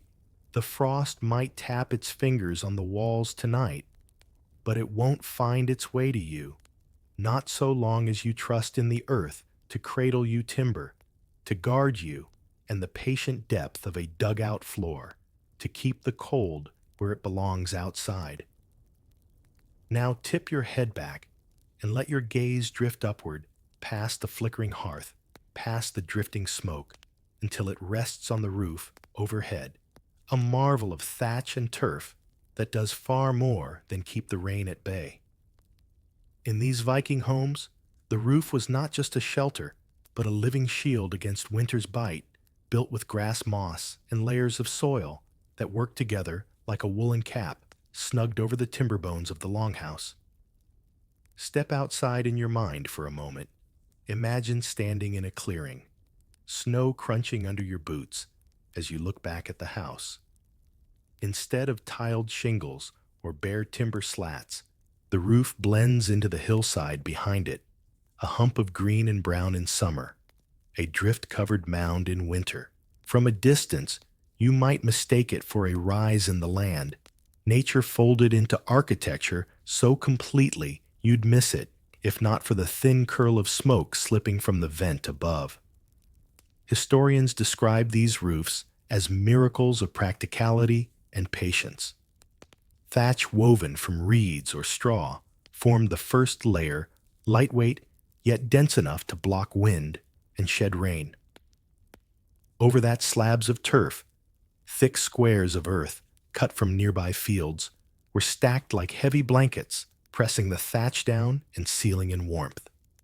Some scholars argue whether these turf layers were renewed each year, or left to sprout green in spring. But the result was the same: a roof that breathed with the seasons, yet refused to surrender heat when it mattered most. Inside, you'd feel the difference the moment you stepped under it. Unlike bare wooden shingles that might leak cold air, the turf acted like nature's insulation, the soil and grass trapping warmth rising from the hearth below. It also muffled the roar of winter storms, so that inside the longhouse, the blizzard's howl softened to a distant whisper. This quiet, combined with the thick timber walls, created a world apart, an island of hush in a landscape of wind and snow. A quirky detail: many overlook these roofs, often hosted life even in the dead of winter. Mice nested in the turf, finding scraps of leftover grain. Birds pecked at the grass come spring. Some families even joked that their roofs were alive, needing tending, like a small field overhead. In summer, they might trim back wildflowers sprouting from the turf or patch up thin spots with fresh sod, treating the house as part barn, part garden, part warm-blooded creature of its own. Step back inside now, feeling the hum of warmth that rises and stays trapped beneath that green crown. You can almost hear the soft patter of snow landing on the turf, its weight spread evenly across layers that press tight against the roof beams. Instead of a brittle creak, the house sighs under the snow's gentle burden, holding the cold outside where it belongs. Scholars still puzzle over where this building style first took root. Some point to ancient dwellings in the British Isles, others to Sami turf huts farther north. But what's certain is that the Vikings made it their own, perfecting a way to weave soil and straw into the story of survival etched into every beam and plank.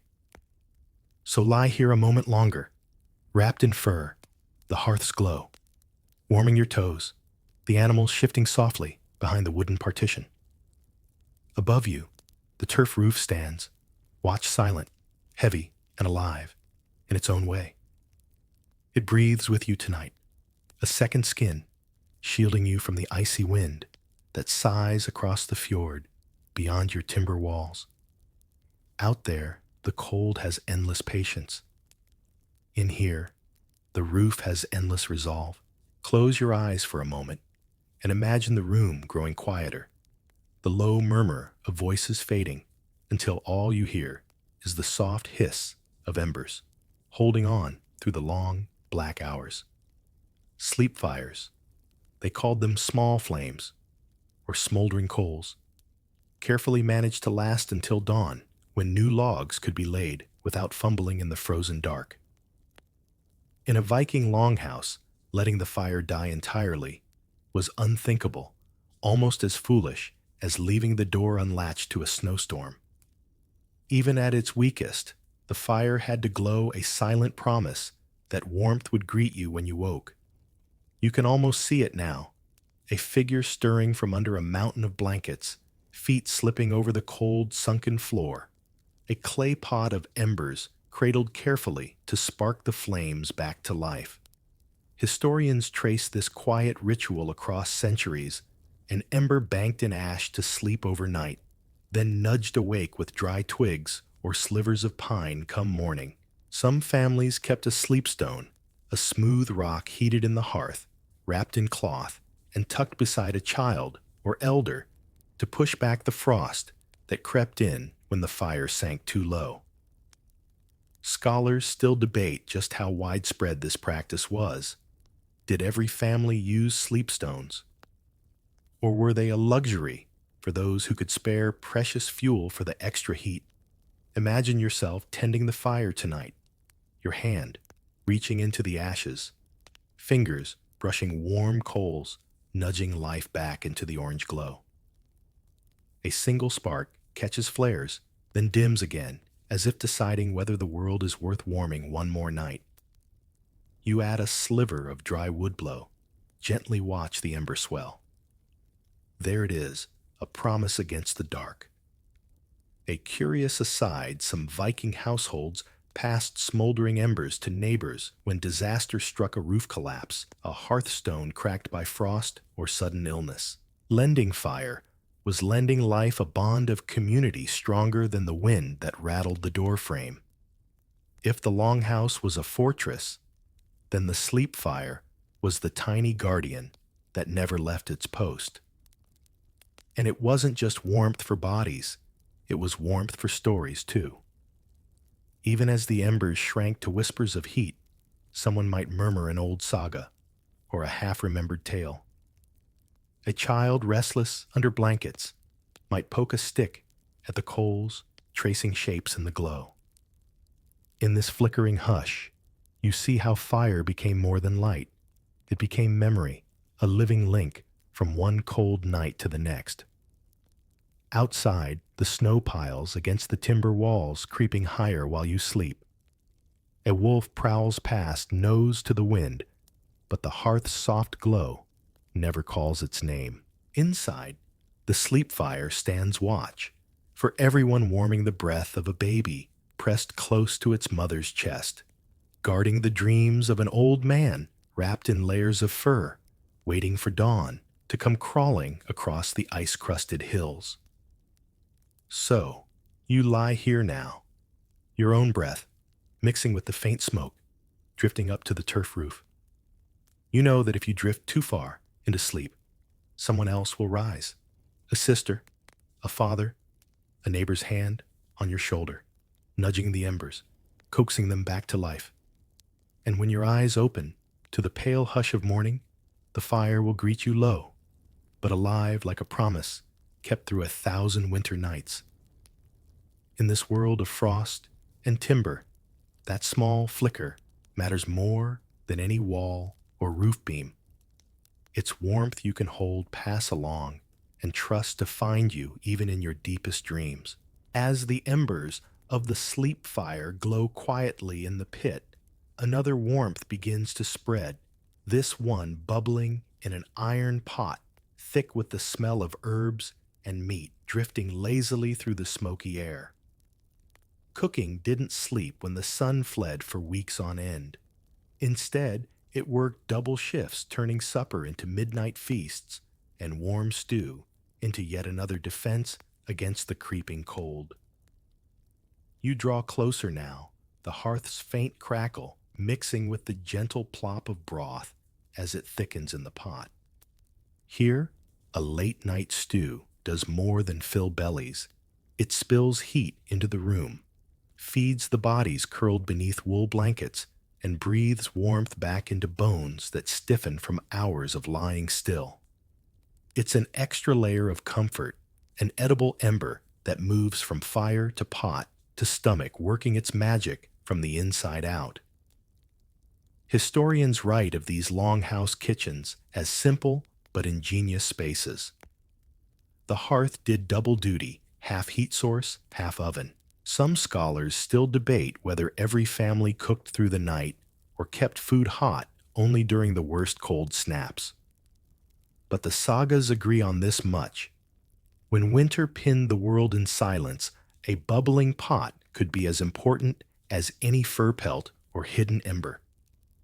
Picture it now, a woman bleary-eyed, stirring a stew with a wooden ladle. A child shifts nearby, drawn by the smell, tugging at the sleeve for just one taste before drifting back under blankets.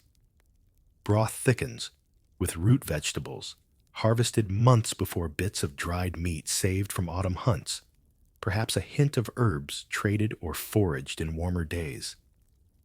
Each spoonful carries a memory of greener fields and sunlit coasts, small simmering reminders that spring will come again. One small, often overlooked quirk: Vikings sometimes left pots on warm stones near the hearth's edge, so the stew stayed hot all night, ready for a hungry hand, without needing to stoke a new fire from scratch. In the half-sleep between midnight and dawn, someone might wake, ladle out a mouthful of warmth, then settle back under the furs, stomach-comforted dreams easier to chase. Step back and take in the picture. The low beams overhead, thick with lingering smoke. The turf roof blanketed by snow. And at the center, this simple pot of stew bubbling softly. The scent drifts through the longhouse, blending with wood smoke, damp wool, and the musky tang of animal hides drying by the door. There's no rush, no clang of modern kitchens, only the hush of fire and the slow dance of heat rising to meet the cold. Scholars still argue over the exact recipes. Did they add wild garlic? Did they thicken broth with barley or oat? But none of that matters much now. Not when you sit cross-legged on the packed dirt floor, your breath turning to mist while the spoon meets your lips. Warmth spreads from tongue to chest, pushing the cold back out into the night where it belongs. This pot, this stew, this humble midnight meal, it's another quiet defiance of winter's siege. While frost crawls at the doorframe and wolves circle the livestock pen inside the pot, hums its soft promise you will not sleep hungry, you will not wake frozen. The hearth may be small, but its warmth multiplies when poured into bowls and shared hand to hand. So breathe in the steam, taste the earthiness of roots, the brine of cured meat, the memory of green fields buried under snowdrifts. Here in the flicker of firelight, you understand why the Norse trusted a late-night stew almost as much as the timber walls and thatch roof. Its warmth you can taste, another quiet guardian for the endless, drifting dark. The stew's warmth lingers in your chest as you shift your gaze to the edges of the longhouse where the cold tries its hardest to creep in. Here, a thick fur curtain drapes over a doorway that leaks icy drafts. Their wooden shutters close tight over narrow slits in the timber walls, simple but clever defenses that turned a crude building into a fortress against winter's sharp breath. Imagine leaning close to one of those shutters now. The wood is rough under your palm, creaking faintly as the wind pushes at it from outside. These weren't the glass windows you know today. There was no pane to fog or frost. Instead, narrow openings carved into the walls gave just enough light during short daylight hours, and a whisper of air when the hearth smoke grew too thick. But when the dark came early, and the snow began to pile, those slits became vulnerabilities the Vikings could not afford to ignore. So they covered them shutters thick enough to hold back the worst gusts braced from within with wooden pegs or simple iron hinges hammered out by local blacksmiths. Over the shutters, some families hung extra layers of fur or woven mats doubling the protection when storms turned savage. If you peek between the seams now, you'll feel a sliver of wind sneak through, only to be trapped by the heavy pelt draped inside. Historians point out that this layering wood fur, sometimes even moss stuffed into cracks, wasn't just common sense. It was an art of survival perfected over generations. Some scholars still debate how much effort went into tailoring these windblocks. Did every family fashion their own from leftover hides? Did neighbors trade or share them in times of need? Clues lie buried in scraps of fur and scraps of cloth, found under collapsed walls, small relics of a people who knew that the difference between warm and frozen could hinge on a single pelt nailed to a doorframe. Take a step back now and look around the longhouse. You see a curtain of reindeer hide flutter slightly when someone slips through the entrance. Beyond it, a blast of icy air tries to surge in, only to be caught muffled and smothered by layers of fur that hang like silent sentinels. A quirky detail, here in some households, children would lie on their bellies and peek under the door curtain to watch the snow pile up outside their giggles, muffled by layers of hide and rough wool. It was a small thrill, a glimpse of the world they were sealed away from, until the thaw returned. Inside, the cold is held at bay, not by brute strength, but by countless small choices stacked together like logs in a wall. A shutter closed tight here, a fur pressed into a crack, there a curtain tacked up with bone pins along the doorframe. The wind moans and rattles, but the warmth stays stubbornly inside, trapped with the smoke, the animals, and the drowsy hum of voices that drift off into sleep. The fire flickers, the stew pot settles into quiet coals, and these simple winter wind blocks stand guard through the night. Outside, the snow keeps falling soft, relentless, a white ocean lapping at timber walls that bend but do not break. And here you lie, hidden behind shutters and fur-breathing air that stays warm and thick with the smell of hearth smoke and damp wool. The Vikings didn't build palaces, but in their wooden fortresses, every fur curtain and shuttered slit was a line drawn in the frost, a way to say, here the cold stops, here warmth lives. And so it does tonight, and every long night that followed, when families buried themselves in blankets, trusted the shutters to hold fast, and let the wind rage on the other side of fur and timber. Slide your hand along the inside wall of this longhouse, and you might feel a secret something hidden just beneath the timber and moss. Not every wall was as simple as stacked logs sealed tight with clay. Some Viking builders crafted hidden cavities within the walls themselves, narrow hollow spaces that worked like primitive insulation, catching stray warmth and pushing back the worst of the winter chill. Imagine crouching beside one, now peering through a tiny gap where two beams meet. The cavity runs the length of the wall, just wide enough for straw moss or scraps of wool to be packed inside. This soft, forgotten filler turned dead air into a buffer, keeping the warmth from the hearth and bodies trapped inside the living space. Historians call it a quiet stroke of genius, evidence that Norse carpenters were more than just rough woodsmen hacking at logs. They were early masters of passive heating centuries before the term ever existed. Some scholars debate exactly how common these hidden pockets were. Not every longhouse had them, and not every cavity was planned. Sometimes they formed naturally, as logs settled and shifted over years of storms, frost, and thaws. But families who discovered them knew what to do, stuffed them tight with whatever soft, dry material they had at hand. Old straw from the animals, spare pelts too ragged for bedding, even dried seaweed hauled up from the fjords, all pressed into the hidden channels to thicken the walls against the gnawing cold. Run your fingers along these walls now, and you'll feel the subtle shift in temperature. Near the hearth, warmth seeps in and finds these cavities waiting like quiet pockets, catching the heat before it can slip away. Some builders even left small wooden panels that could be pried off to pack or replace the filler each season, a kind of ancient maintenance hatch for this invisible armor. A curious footnote.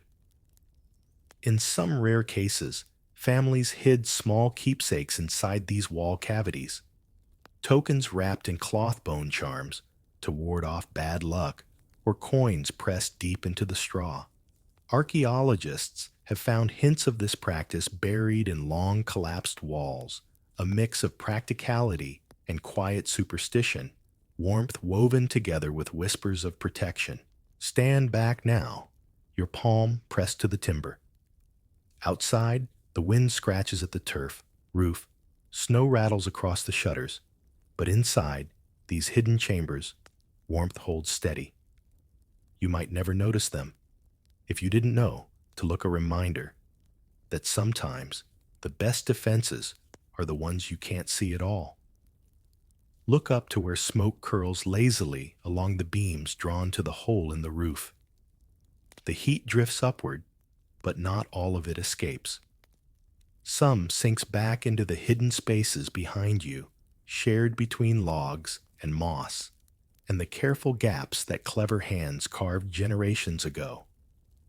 This is warmth recycled heat, caught, held, and returned when the frost claws at the door. The scholarly debate over who invented this trick might never be settled. Some say it was borrowed from older Slavic designs. Others claim it sprang from the harsh lessons of each cruel winter passed from one generation of builders to the next, like an unspoken promise. We will not let the cold win easily. So tonight, as you lie back against this living wall, remember what's humming softly beneath your shoulder blades. It's more than timber and moss. It's an invisible pact between builder and warmth, a quiet defiance hidden in plain sight. Out there, the snow keeps falling, but here, the walls breathe warmth back to you, a whisper that no storm can steal. In the hush of the longhouse, warmth was never left to chance, and neither was the flame. Even when every shutter was latched, every fur curtain drawn, every hidden cavity stuffed with moss and straw, one final duty kept the cold at bay. Someone always stayed awake. Sleeping in shifts was more than routine. It was a silent pact to keep the embers alive, the animals calm, and the creeping frost from sneaking in while dreams wrapped everyone else in their soft grip. Imagine it now, a child half-grown blinking sleep from their eyes as they slip from under heavy furs. The fire has sagged to a faint glow. The stew pot sits empty but warm on the hearthstone, and shadows dance gently across timber beams that hold the night outside. Their small feet pad across the sunken floor, careful not to wake the others, buried deep in blankets. It's their turn now to be the keeper of warmth. Historians find traces of this routine in sagas and in the simple logic of survival. The long Viking night could stretch endlessly, black hours piled atop black hours, frost tightening its grip outside, while inside every ember mattered. Some scholars still argue whether these shifts were formal, each person roused at a fixed hour, or simply a shared habit woven into the family's winter instincts, like the smell of smoke in hair and clothes. Picture the watcher now perched beside the hearth. A long stick in hand, they poke the coals, gently shifting ash to reveal an orange heart still pulsing with heat. A few scraps of wood are fed to the fire, just enough to tease out fresh flame, never so much as to waste precious fuel that must last until the days grow long again. They might listen to the quiet stir of the livestock and the back cows shifting on their straw bedding, a goat sighing into sleep. The watcher knows each creak, each snort, each puff of warm breath means the house lives on through the frost. A quirky but telling detail, some families turn these night watches into tiny moments of freedom. A young boy, tending the fire, might hum a snatch of song under his breath, tell a tale to the flicker of coal's words he'd never dare share in the bustle of daylight. A grandmother might whisper old prayers to the household spirits, thanking them for another night of warmth and safety, asking for the same when the next dusk fell. In these quiet hours, the keeper of the flame was alone, yet never truly alone. Some elders drifted half awake near the fire, offering sleepy advice if a log sputtered or a draft found its way through a crack. Add moss here, they might murmur, or turn the pelt that way. Instructions folded into the hush reminders that warmth was built piece by piece, minute by minute, watched over by eyes that refused to close all at once. There is no scholarly consensus on whether these sleep shifts were passed down as rules or simply learned by living through one harsh winter after another. But the result is plain enough. The fire never died. The warmth never vanished. And when dawn finally pressed its pale fingers against the shutters, the family stirred under blankets, still warm from the watchful hours. Tonight you sit beside that small figure, tending the embers. You hear the crackle of dry wood, catching fire again, the soft sigh of the house settling around you, alive and snug, despite the frost gnawing at every wall. Outside, the night waits, impatient, icy, eternal. But inside, the shift goes on.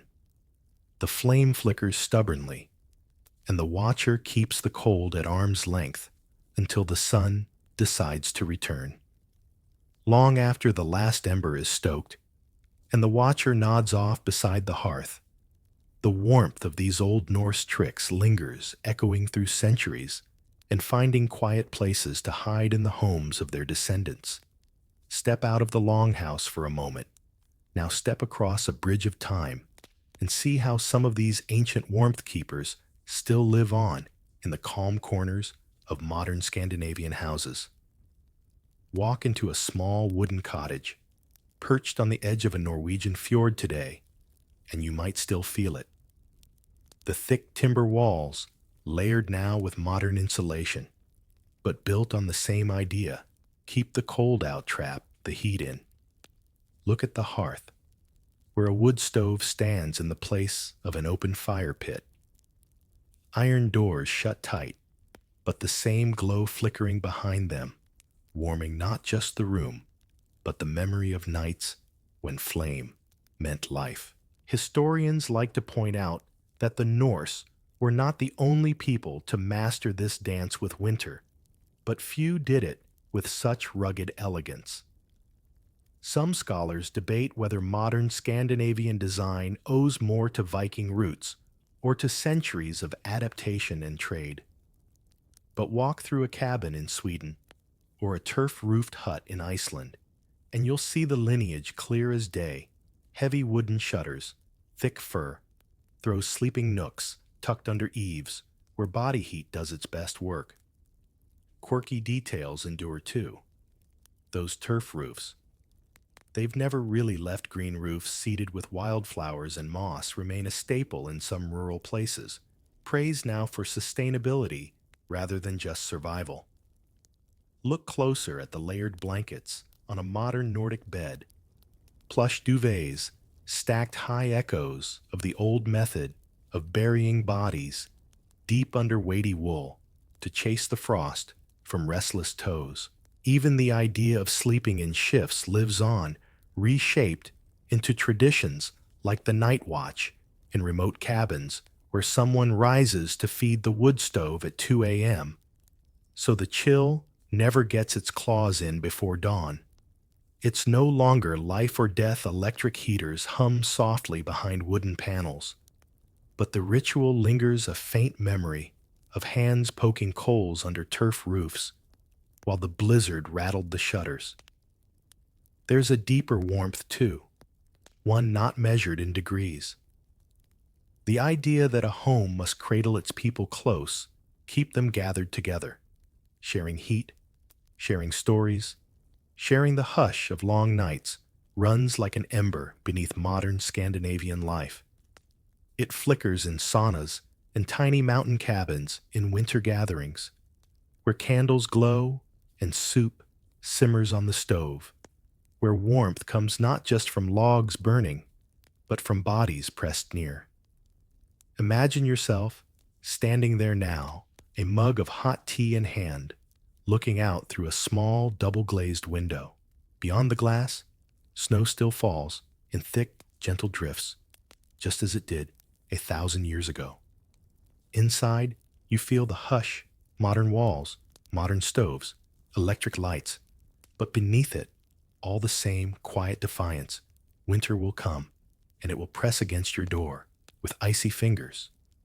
But you wrapped in layers held by timber and thatch stone, and fur will hold it at bay. And so the Norse warmth lives on, not just in museum displays or sagas whispered before sleep, but in the small, stubborn choices that keep home snug when the world turns white. and the sun forgets to rise. It's an old story, told in flickers of flame, in soft piles of blankets, in shuttered windows, and hidden wall cavities. A story that says here the cold stops. Here warmth stays. So here you are, tucked in, beside the embers of a hearth that hasn't flickered for 1,000 years, wrapped in the ghost of furs that once turned frost away at the door, drifting through the hush, where old Norse walls held warmth like a secret worth guarding through the longest, blackest nights. Let your breath slow now. Picture the snow still falling outside, soft and heavy, pressing its cold palms against turf and timber, only to be turned aside by clever walls, hidden pockets of moss, and the quiet company of sleeping neighbors, human and animal alike. You're not alone, never were. Not then, not now. Listen to the hush settle around you. The hush of fires banked just enough to outlast the dark of blankets piled high enough to bury worry of warmth stitched into every layer by hands that knew the cold and told it not tonight. If this old story has made your eyelids heavy, let them drift shut. You're wrapped in centuries of stubborn warmth, in the soft echo of voices who watched the embers so you wouldn't wake to frost. When you open your eyes again, may you find your own walls strong, your blankets thick, and your hearth, wherever it burns, still flickering like a promise against the dark.